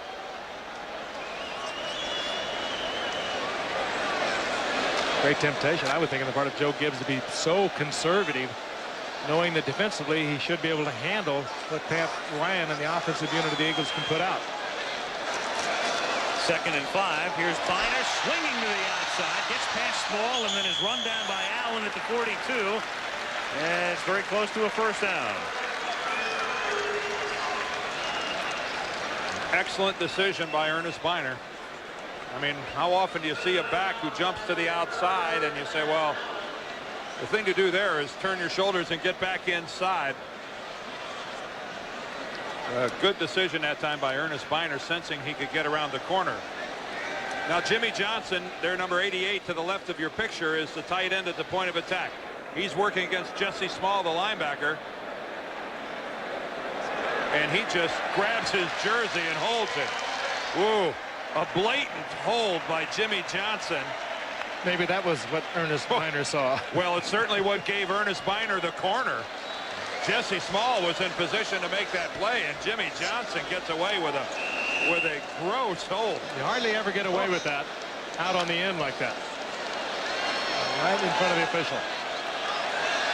For Philadelphia, it is just not going right in any shape, manner, or form. 1st and 10 at the 42. Gerald Riggs is now in the game as Biner gets a blow. Orr goes in motion. Riggs gets the ball and picks up about 5. Gerald scored 3 touchdowns last week at Cincinnati. Waters and White in on the tackle. Tomorrow night, start of a new season, a winning season for Hayden Fox.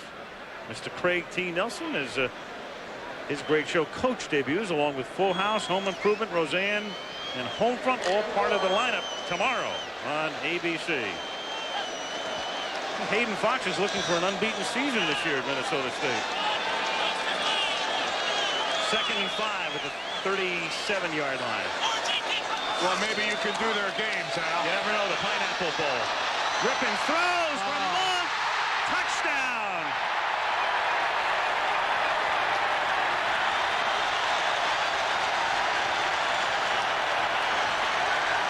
There's a marker down at the 40, and it's coming back. It's coming back. It's against the Redskins. Oh. And they matched Eric Allen again, man for man, this time with Art Monk. I thought Allen was guilty of interference. To tell you the truth, I thought he grabbed Monk's jersey. Well, that too, but he also took it into the end zone. It was real close. Holding, number 79, offense, 10 yards, 2nd down. Well, this is Jim Lachey again on the hold. Remember, he had a holding call on the interception by Byron Evans that got overruled, and then they enforced the hold, and now he gets called again.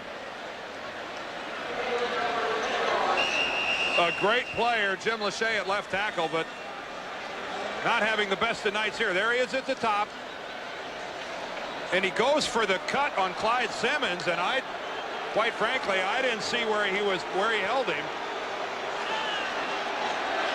There's Eric Allen. He gets a hand on the jersey, but quite frankly, it looked like about the same time the ball got there. That was a good non-call. 2nd and 16. Biner takes it to the 46. Here's another look now at Lachey, and then the catch. Well, Lachey right now has got to be saying to himself, well, I sure didn't think I held him. I thought I got a clean cut. Again, let's take a look at it. There's Lachey at the top of the screen. He gets inside on Simmons and goes for the cut. He didn't grab him. And I don't think you can call this one downfield.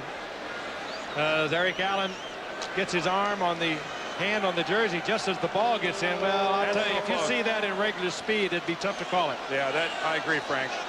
I mean, we showed it in super slow-mo, and he did get the hand on there early, but at regular speed, that was a good play by Allen. 3rd and 15. And this is Ricky Irvins, the rookie, over the middle, picking up the first down. Ricky Irvins, who the Redskins hope will develop into a latter-day Kelvin Bryant. They'll use him in that role. as they did with Bryant for many years and had huge success, and that's exactly why he was in the game. 5'7", 200-pounder. He was a 1,300-yard rusher as a junior at USC, and also led the team in receiving that year. So he fits into sort of the Dave Megan type of role also, Al, working out of the backfield. Working against Byron Evans right there, and Evans goes for the shot, goes right over the top of him. Easy to do. He's 5'7". That's where 5'7" is a big plus. First down to the 23-yard line. Miner. Taking it to the 21. Jerome Brown makes the stop. First time Ricky Irvins carried the football against Detroit. He went 37 yards on the final drive for a touchdown, and there he is, one long line of tailbacks out of USC. Steve Hurt came up with some amazing numbers, over 66,000 yards or something that USC backs has generated. You got about half of them, didn't you? I didn't have that in mind. I'm talking OJ and Allen. Oh, you helped out, though. Second down and 9 at the 22-yard line. Here's the catch made at the 20-yard line by Ron Middleton. He gets to the 19. Third down upcoming with 5.5 remaining. Good play by third Hopkins. Here, Get Frank, back in that one-man screen. here, Kenny Wolf's going to bring up a graphic. Why don't you take this one. You take this. Well, that's about what I mentioned a moment ago. There's 67,000 yards. If you could divide that by 5,280 quickly down there, Steve, we'd know how many miles that is. It's 15,000 yards above number 2, Penn State. Great tradition of running the football at Southern Cal. 3rd and 5 at the 18.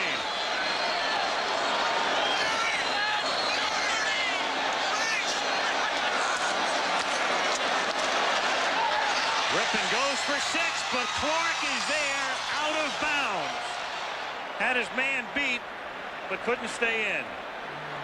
Rippon just delivered that a little too late. Clark had, indeed, he had his man beat, and Rippon held on to it too long before he let it go. Andre Waters locked up with in a total mismatch. No, I think it might have been Eric Allen. You're right, Allen once again. Yeah, Waters comes in there from the side and waves it off, but Gary Clark put a move on Eric Allen that was a shocker. Spun him around. 35-yard attempt for Lohmiller, whose stupendous season continues. What a roll he is on. And the Skins as well. 4:38 left in the third. 13-0 Redskins. Eric Allen, their club down 13-0 as Lohmiller kicks off. Rod Harris from the 2-yard line takes it up to the 13-yard line. Tackle made by Stephen Hobbs again. That drive, 8:32, and it was elongated by that 4th down penalty when Golick came across. That enabled the Skins to get into position to add 3 more on Lohmiller's 35-yarder. 4:30 remaining in the third. President Abe Lincoln, the Lincoln Memorial. Dan was sitting on those steps today. Yeah, I think it's the prettiest view in Washington. Back up, looking at the reflecting pools, back up towards the Washington Monument. To the left when you walk in there is the Gettysburg Address. To the right is his 2nd inauguration speech. And if you have never been to the city of Washington, D.C., you should be here. And there's our old booth mate from last year, the Vice President of the United States, Dan Quayle. Looking on, along with the full house at RFK. Eagles have the ball at their own 14-yard line. Keith Sherman goes nowhere. And that running game for Philadelphia is still non-existent. Danny Copeland makes the hit. That running game is non-existent, and offensively, well, take a look at this Eagles story tonight. Punt, punt, punt, punt, punt, interception, punt, interception. Yuck. Those interceptions make the punts look pretty good. And if you weren't with us earlier, Jim McMahon went out with a knee injury early on, and Pat Ryan, who has not worked very much with the Eagles at all, and was only signed September the 13th after being out for a full year as the quarterback. Might explain some of those numbers. 2nd and 9, and Marcus Cook says he was drawn off. There is no play here. What an interception by Green. It'll make a few highlight films, but it doesn't mean a thing. When you're hot, you're hot.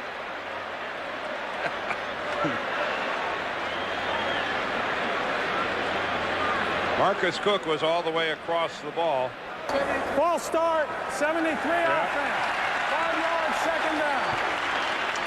Ron Heller, but let's take a look at that Green play again. 31 years old, he still has fun doing it. Yeah, we can look at offsides anytime. Check that out. Check that out. Yeah, they timed him in the 40, and he was in the 4.3s again this year, and he won for the 4th time the NFL's fastest man contest. A remarkable athlete. But can he do that left-handed? That's what I want. I bet he can. I wouldn't bet against it. I mean, that didn't show me anything. Nothing. 2nd and 14 from the 10.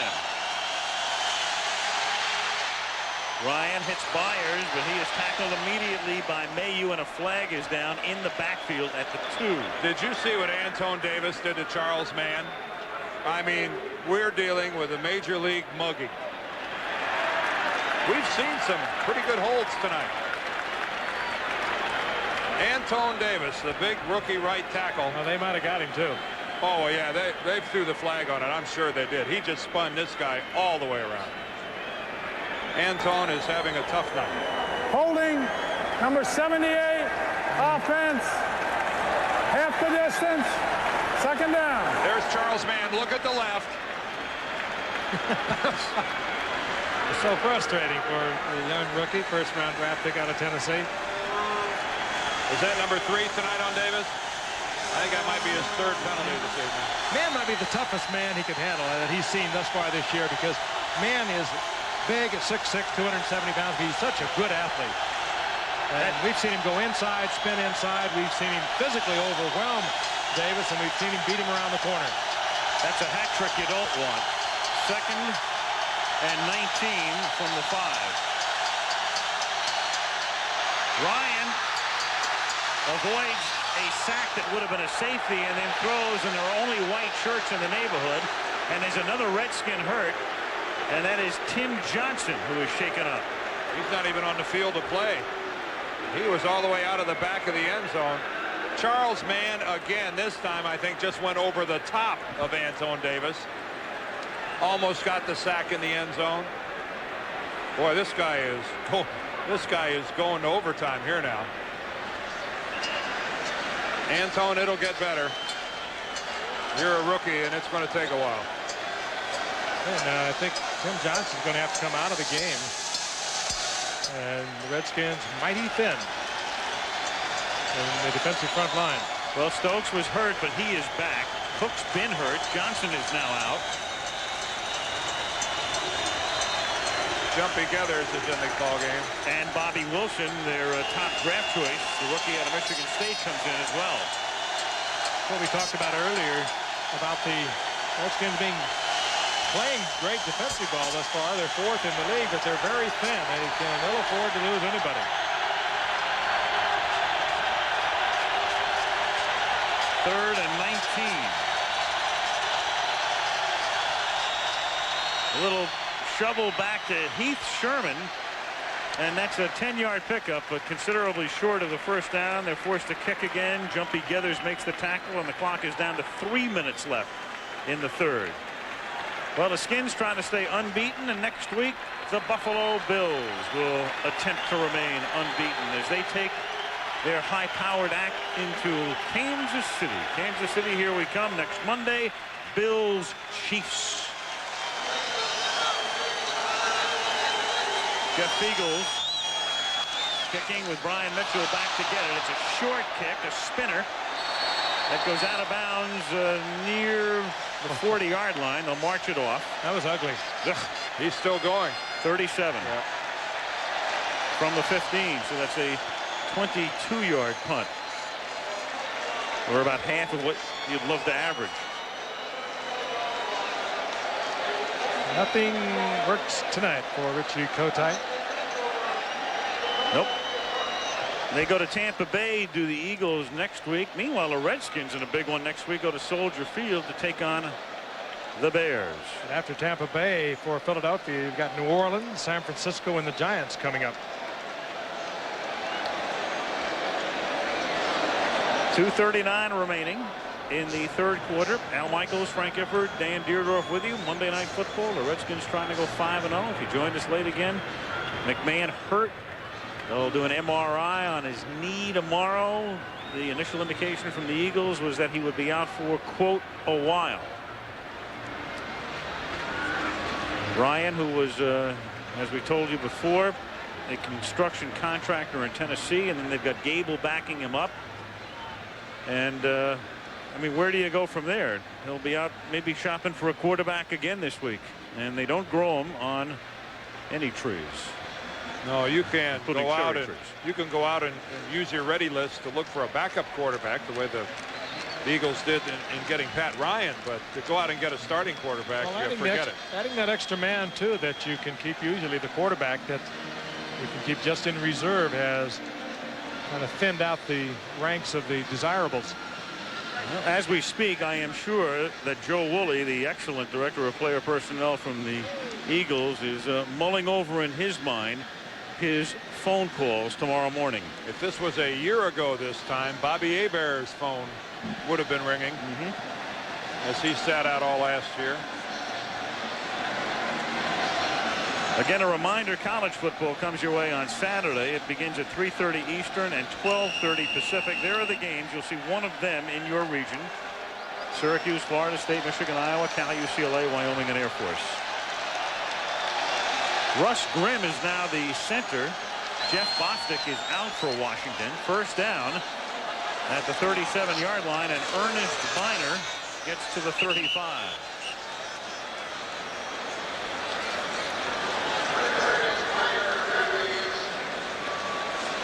Gain of 2. It'll be 2nd and 8 with 2:25 left in the third.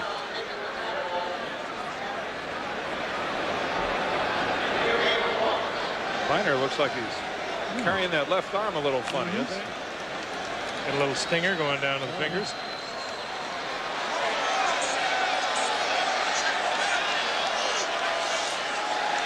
On 2nd and 9, Rippon flings one out to Biner. And Ernest gets tackled at the 26-yard line by Ben Smith, who tried to keep him from getting the first down, but his forward progress will probably have netted it, and it does. First down. You know, who really has played a good football game tonight, only because we haven't heard the other guy's name, is Joe Jacoby. Reggie White has really not been a big part of this game defensively for the Eagles. Great look there at that completion to Biner, but Big Joe at right tackle has turned in maybe his best game of the year here, going against that guy, Reggie White. Bruce Smith gets a lot of pub. It's a hot contest between those two. Who's number one? From the 26-yard line, here's Biner. A very timely look too at Joe Jacoby driving Reggie White off the line of scrimmage. I walked up to this guy yesterday at the Eagle practice, and of course I guess I couldn't see it because I was too close. Kind of struck you guys how big he is, huh? You disappeared, I can tell you that. You look like Billy Bordy next to him. One of the Munchkins? That is a colossal human being, and he's as good as he is big. Started the season at left guard. And Simmons got hurt, and they moved into right tackle. 2nd and 4 from the 20. Here's Biner's 25th carry of the night, and he's now picked up 84 yards. He is close to a first down on what will probably be the final play of the third quarter. And at this stage of the game, guys, at this part of the field, this is where I wouldn't be surprised to see Gerald Riggs come in and take over for Ernest Biner. They kind of take themselves out of the game whenever they're tired, and I wouldn't be surprised. Biner's seen enough work. There is an injured Eagle as the third quarter begins to wind down. That's Reggie White. The clock, and White's hurt with 13 seconds remaining in the period. Well, this would be just about as bad as it gets for the Eagles. We can only hope that this is nothing serious to one of the game's true superstars. Timeout on the field. Back in a minute. That's good news. You see Reggie White appears to be okay. They had stopped the clock for the injury. Now the clock winds down again, and we will have the official end of the period right here. Keep in mind that graphic you saw on Reggie White. That includes Bruce Smith, and that includes Lawrence Taylor, two people you automatically associate as the most prolific pass rushers in the game. The Iwo Jima Memorial. Meanwhile, the Skins are unscored on in 11 quarters here this year. Back with the fourth quarter after this from our ABC station.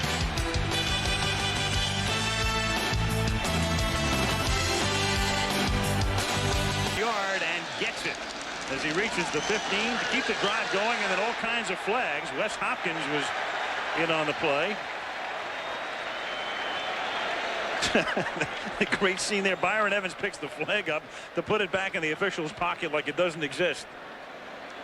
Wes Hopkins comes flying in there late, and then as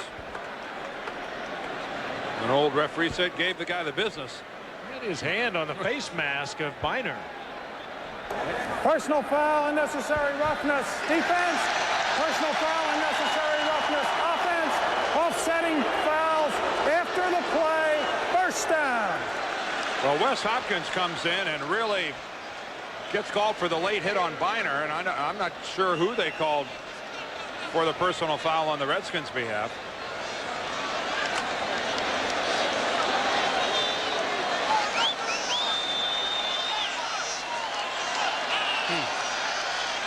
Boy, Hard to tell. yeah. Whatever. Doesn't mean much. Who cares? Who cares? First down at the 15-yard line as Biner takes it to the 14, and Seth Joyner makes the tackle.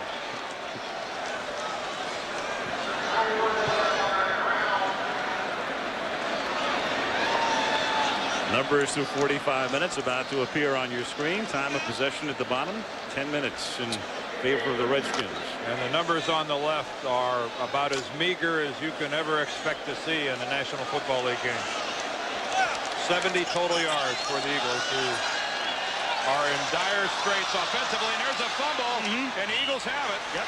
Another break for Philadelphia, but can they capitalize on the fourth Washington turnover tonight? Rippon lost that just pulling away from the center. I think Jerome Brown is the guy that comes out of there with the football.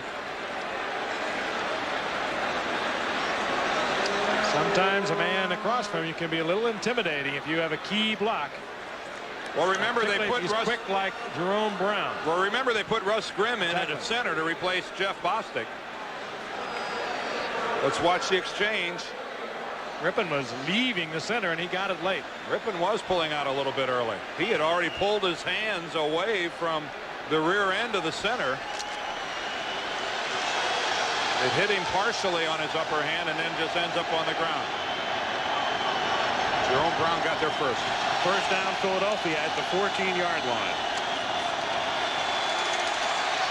Ryan throws over the middle. The catch is made by Roy Green, and he pays the price at the 25. You're with your mind. You're right, Frank. That's what they tried to do to Roy Green, the former St. Louis Cardinal, Phoenix Cardinal. Traded to the Browns, didn't make it with Cleveland, and quite a find for the Eagles, as almost was a Redskin now. He tried out with Washington. Joe Gibbs couldn't find room for him. I was going to say, how old is Roy Green? All right, Teammate of Dan's, Dobler, all those guys. A gifted player. Yep, you bet. He's not that old. Yes, he is. First down from the 25, and it is intercepted. A great juggling act by Andre Collins, and he loses the ball, but a Redskin is there to fall on it as well. I think Danny Copeland alertly keeps possession for the Redskins. Andre Collins, they moved him over to the weak side from last year's playing the strong side because he's so good against the pass. And you saw one of the reasons why he has superb hands. Well, he's covering Byers there, and Keith Byers makes a break to the sideline, and Collins with that great speed just moves over in front rather easily to short this pass, and you see Byers just was able to get a left hand on it. He started it. Collins stays with it, and then he's going to set it loose. He even switched the ball like a running back. Then he lost it. And luckily Danny Copeland was there to get it. And well, it's a fumble by Rippon, then an interception, and the Eagles are pretty much right where they, I mean the Redskins rather, just right where they were to begin with. So again, the Eagles can't capitalize. Ryan tonight has thrown the ball 13 times. He's completed 7. Unfortunately, of those 7, 3 have been to the Redskins. Bostic is back, first and goal at the 7-yard line. And Rippon tried to hit the eligible receiver Russ Grimm. And flags are everywhere. Or was he eligible? Grimm occasionally lines up as an eligible receiver. The question is, was he on that play? Or did he report? And they're calling offensive interference. I'm sure he would report. I mean, that's a standard formation for the Skins, and he would do it each and every time he goes in there, whether they run or pass. You'd like to think so. Pass interference, offense, number 68. 10 yards, first down. They just called him fighting his way to get open. I mean, you get an opportunity, you're an offensive lineman to be the primary receiver. You'll do anything to get out in the clear. Yep. Well, he did push off a little bit, but I mean, come on, that's not all that bad. He works against Byron Evans, the middle linebacker. Big Russ there. Big Russ getting up for the ball. Demonstrating at least an 8 or 9 inch vertical leap there. It was pretty graceful going for the ball. First and goal at the 17. Here's Biner slipping a tackle and run out of bounds at the 2-yard line. Oh, Biner making Eric Allen look bad. Breaks a tackle and gets about 7 or 8 yards more out of it. What an offensive machine, Ernest Biner. Well, can you imagine how discouraging it must be to play defense knowing that it would take some sort of a miracle for your offensive team, not just to get points, but to get a couple first downs. Just to keep it for a while. Really? So when you leave the field, you tell your offensive team, go out there and hold them for a while. At this stage of a ball game with 12 and a half minutes left is where you find out. Second and goal. Biner takes it to the 1. It's going to be 3rd down and goal. Mike Pitts is there with 12:20 remaining in the 4th quarter. And Washington on top, 13-0. I know what you're about to say there, Dan. You find out who the guys are they're going to play. You're right. No matter what the conditions. And I was going to use an old cliche, find out what you're made of, but this is really the time that becomes appropriate, because it's not easy to play right now if you're in a green jersey. So shattering. They lose Randall Cunningham opening day. McMahon comes off the bench, beats Green Bay for them. They come into the night 3-1, and they lose McMahon. Riggs is in the game, 3rd and goal. Grimm is eligible as he sets up on the left side.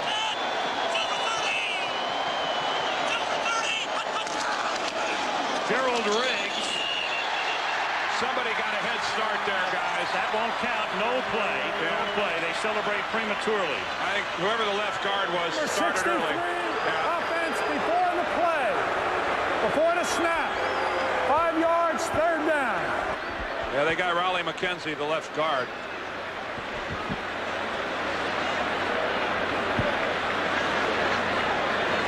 So that's the 2nd Redskin touchdown that comes back because of a penalty. Watch the interior there next to the center. Yeah, you can see him all the way across the ball before. So that's a dead play. Never happened. And Gerald Riggs had, what, 3 last week against Cincinnati? Mm-hmm. And their victory over the Bengals by 7. Long split stop of the screen. Sanders goes in motion. Clark at the bottom on 3rd down, and they give it to Biner, and Biner is in for the touchdown.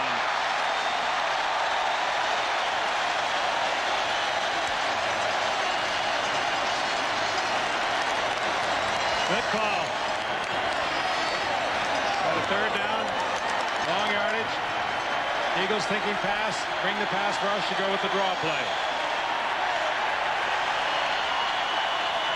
Well, they bring the lineman all the way across. Here comes Lachey and McKenzie. Everything has collapsed at the point of attack. Ron Middleton, who is just as good a blocking tight end as there is in the league, collapses the line at the point of attack, and that's how you make a defensive unit look bad. Just awesome blocking by the front line unit of the Washington Redskins. Got a very good call. Eagles easy to block on that particular play, on that call, when they're on the pass rush. Oh, he hit the upright. Yep, everything going right, though, for Washington. Lohmiller converts. And we have 11:21 left in the fourth at rockin' RFK. Skins trying to stay unbeaten. And on top, 20-0.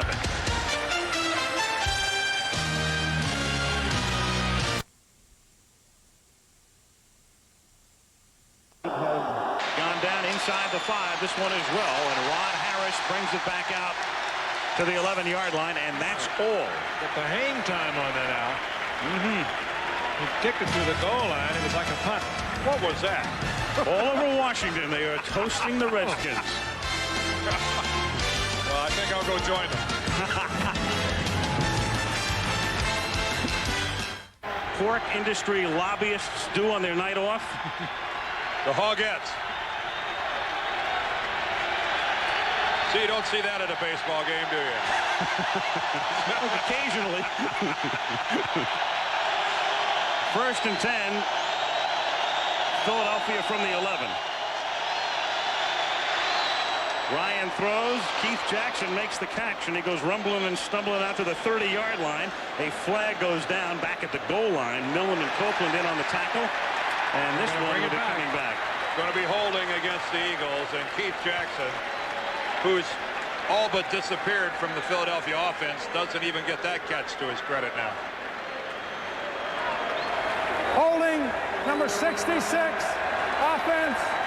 half the distance, first down. That's Ron Salt, the right guard. I think he's working against Eric Williams, number 75.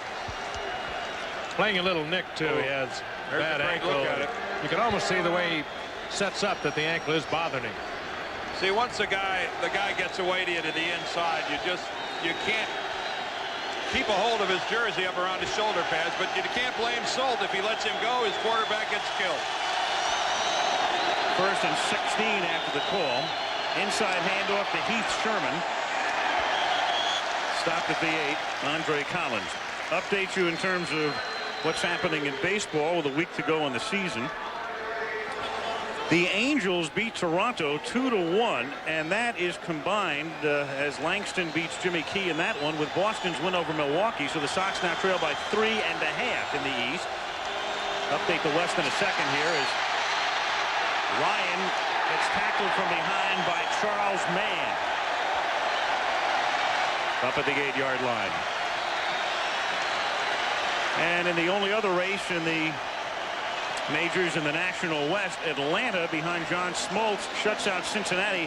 At this minute, Atlanta's a half a game back, but the Dodgers can go back to a game ahead if they hold on. They're leading San Diego 4-0 in the 4th in L.A.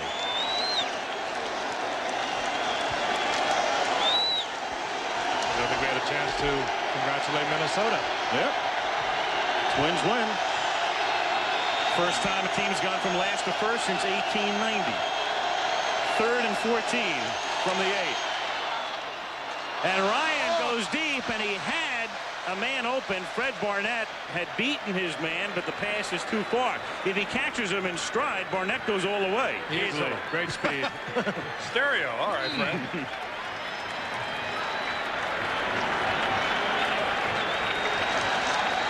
Barnett again.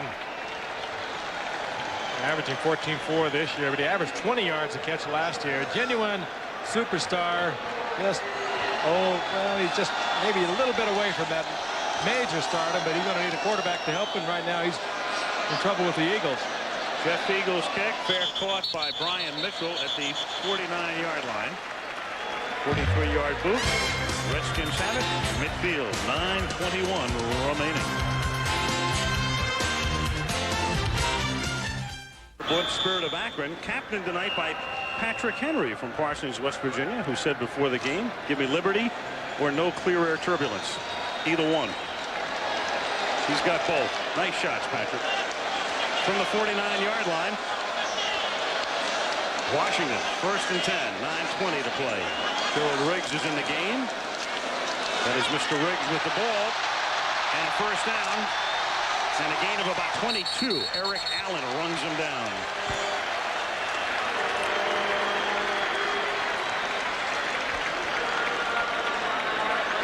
Well, we all commented last year at the game in Philadelphia what a serious whipping the Eagles put on the Redskins. The Redskins paid the Eagles back with a 20-6 win in the wild card game of the playoffs, and they are now continuing to pay the Eagles back.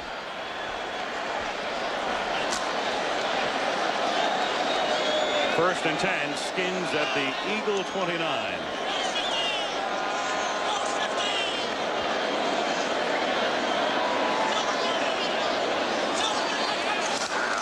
Fumble. This time Rippon recovers himself. I don't know what the problem is here between Rippon and Grimm.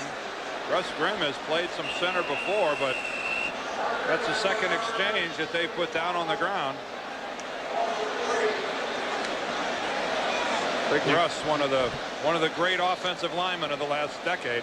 You know, you can almost read his lips. I think he said, "My fault." That ball went through the hands of Rippon. It might have come up a little high. You know, the quarterback wants that ball in the palm of his hand. That one looked like it might have come a little farther up the hand. Again, though, too, Dan, he's trying to block Jerome Brown, so maybe just a little quick. On 2nd and 13, here's Riggs. Takes a real shot from Hopkins. What Riggs wanted to do that time is stay in bounds and keep the clock going, and Hopkins made him pay a bit of a price. Well, I tell you what, for teams coming into D.C., it is like the old television series, Washington behind closed doors. Opponents nothing. Skins 99 after shutouts over Detroit and Phoenix in the first 2 games. All right, Detroit without Barry Sanders, Phoenix without Tim Rosenbaum, and Philadelphia without Randall Cunningham or Jim McMahon. Detroit had 4 in 1934 as Rippon tries to add a few more, and no Redskin was in the neighborhood. Well, I think Steve Hurd better get us a graphic, because that might have been the farthest away any given receiver could have been from where the ball landed. I think it was Art Monk who decided that Rippon would be able to read what he read, and that was double coverage, and he broke it off to the flat, and Rippon fired it into the end zone. I would say conservatively, though, that ball touched down 30 yards from anyone in a Redskin jersey. Lohmiller a chance to continue his legend. This is a 45-yard field goal. And finally something goes wrong for Lohmiller. Hits the upright, and he doesn't get the carom. That's the second consecutive time he hit the right upright. He did it on an extra point, bounced it through, and this one hit it flush. Poor guy's losing it. Yeah. This team obviously is in disarray. Yeah, right. And get flux.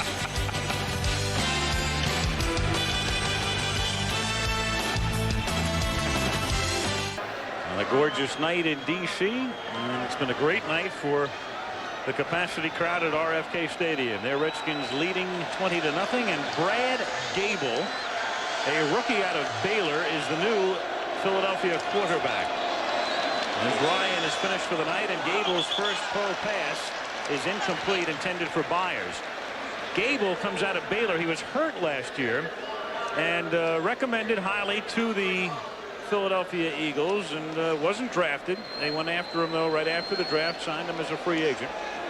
Begins the year number 3, and he did actually throw some passes in the Phoenix game where he was 6 for 8. I think Richie Kotite has conceded this one, and he got Pat Ryan off the field, and it's going to be a lot of concentrated effort and work for Pat Ryan next week. 2nd and 10. Gable, flag down. Dumpy Geathers to the moment has a sack. And they'll probably get to keep it. Illegal use of hands against the Eagles. Illegal use of hands. Hands to the face. 78 offense. That penalty is declined. 3rd down. I don't even want to say who that's on. How about a hint? It's been tough enough. That's why you get paid the big bucks, right? He got some big bucks, #1 draft choice, and a high one at that. Anton Davis continues to learn. 3rd and 18. And the catch is made by Rod Harris, who pays the immediate price in the form of a tackle by Wilbur Marshall. That time, even when they tried to help Davis with the back, Charles Mann on a roll tonight was still very close to the quarterback.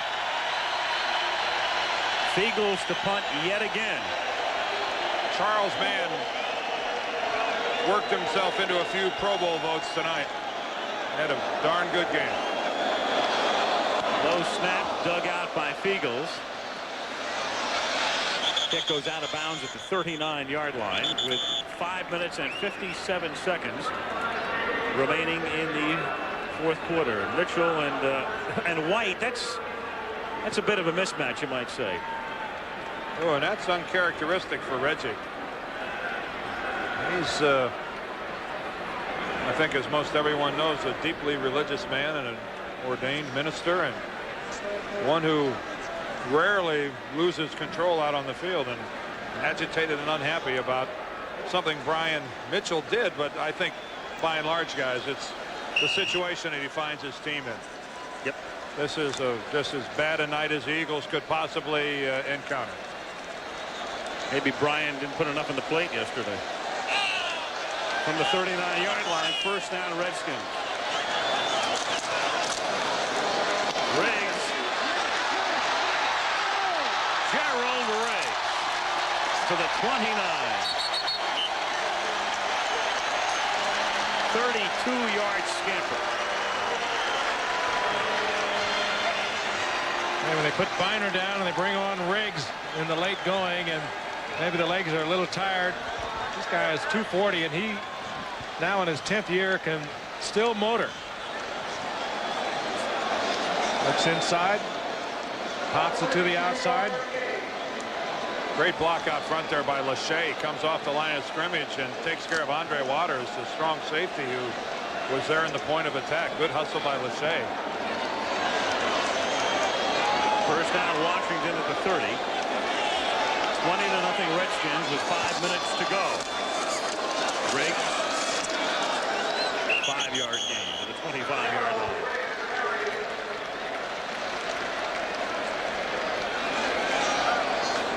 Riggs had over 60 yards rushing late last week against Cincinnati. 3 touchdowns. That was after Biner had done his damage early. Well, the Eagles will have to regroup, make the trip to Tampa Bay. And then they have New Orleans at home, and then they get a bye on the 20th of October. They do an MRI on the knee of McMahon tomorrow. Cunningham, of course, is gone for the season. 2nd and 6. Riggs. And he's pushed back by Seth Joyner and others. 4 minutes to play. Pat Ryan, who started the season out of football. You look at that bench now, and this team came in so up. We spent quite a bit of time with them last night, and they had a 3-1 record, their best start since 1981. And you look at it, and you know it's the 2nd smash they've had. When they lost Cunningham was 1, and McMahon is number 2. Look at this, since 1960, 31 years since the Skins have held an opponent to double figures, and Philadelphia right now with just 81 yards. So the control of the Eagles taken away from one Ryan and now given to another. Yes. 3rd and 6, and Rippon seeking the 1st down, and this will be close. And let's see where the forward progress is as the catch is made by Clark, hit by Smith, and it's enough for the 1st. Not much you can do. A full blitz by the Eagles and a good read between Clark and Rippon to see that they were going to come, and Clark bringing it in on just a small slant, and Rippon putting the ball right there for 1st down yardage. And it tied Smith up, the cornerback, man for man with this man, Gary Clark. That's tough duty. So the Redskins with a 1st down. Bud Carson, the Eagle defensive coordinator. Well, his group did about as well as you can expect tonight. The offense just did 0. They've done exceptionally well. The Redskins have been averaging what? They're a little over 36 points a game, and right now they're sitting on 20. And this is with no offensive help on the part of the Eagles whatsoever to give the guys a break out there defensively. And Washington's turned the ball over 4 times tonight. Well, I think it's safe to say that if the Eagle offense would have played anywhere close to the way the Eagle defense has played, we'd have a heck of a game on our hands. The Eagle defense, I think, has played well enough to win. Clock goes down to the 2-minute warning. Jim Kelly and the Buffalo Bills trying to go 6-0 on Monday Night Football next week, taking on the Kansas City Chiefs. We come up to the 2-minute warning here. It's 20-0 Redskins. Man who for so long I guess you could say was in the shadow of Dexter Manley, the defensive end on the other side. And there's Fred Stokes, a guy who came in and started because Marcus Cook wasn't quite ready. And boy, the Redskin lines, offensive and defensive, have just dominated.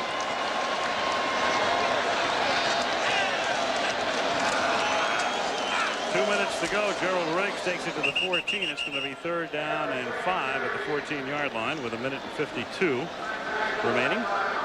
And we can tell you the executive producer of ABC Sports is Jack O'Hara. Tonight's game, Tomorrow's game, produced by Kenneth Ira Wolf. I mean, what's a producer these days without 3 names? Harvard must be Craig proud. Janoff, our director. Joey Chavor is our technical director. Ben Harvey, our AD. Emily Deutsch, Nancy Stern producing the halftime feature.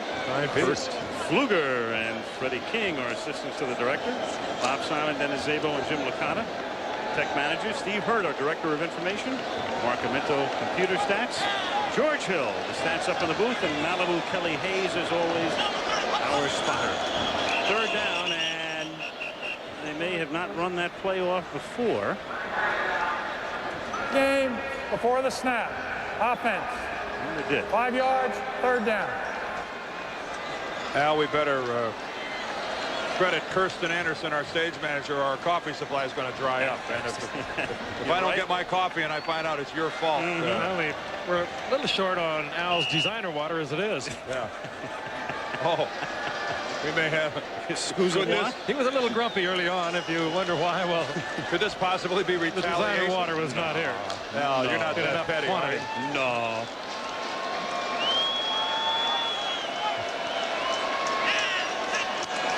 Third down and 11 after the penalty. And here's Ricky Irvin. And the rookie breaks the tackle by Ben Smith and then fights his way down to the 10-yard line where Andre Waters makes the tackle. And games in years to come, it's going to be tough to keep Ricky Irvin out of the football game. He can make things happen. If he scores a touchdown here, is Charger going to come riding out onto the field with Frank on top of him? Traveler. Oh, Traveler. And then George Tirebiter might even surface again. He's a dangerous dog we used to have on the bench out there. Traveler, Charger. Well, What's the difference? He hated What's the difference? Michigan. I played in the Big Ten. I could care less who's on. Yeah, your mailbox will be filled up this week. You didn't like that horse, did you? No, heck no, man. You almost exhausted him against you. Timeout. Washington, number 1. They'll call a timeout to avoid what would have been a penalty, and they'll have Lohmiller come in and attempt a field goal with 13 seconds left. A field goal. Not that the Redskins want to pour it on, but what else are you supposed to do here? On 4th down, I suppose you could just do a kneel down or a running play or something, but hey, you played a game for 60 minutes. Well, then he just missed a short one. Why not put him back out there? And, you know, kickers are kind of strange. You know, you got to work on the head a little bit. He hit the goalpost with his last attempt. Put him back out there and let him get a little feeling of confidence once again. Let me tell you something about the guys in the green shirts. They are neither looking for, expecting, nor wanting any charity from the Washington Redskins. So I wouldn't be concerned about rubbing it on. Besides, keep in mind that as you work your way through some of the various tiebreakers at the end of an NFL season, one of them that you eventually come to, it's not up at the top, it's 4th or 5th down, but it's points scored against opponents in your division overall. So Joe Gibbs, I think, would have been foolhardy to just sit on the ball on 4th down and not tack on another 3. Well, wherever he is, if he's looking on, Buddy Ryan has got to be proud of one thing tonight, and he loved the defensive side of the game. He collected quite a group of defensive football players, good athletes, and they have not shamed themselves at all tonight. Lohmiller's kick. Harris gets a running start at the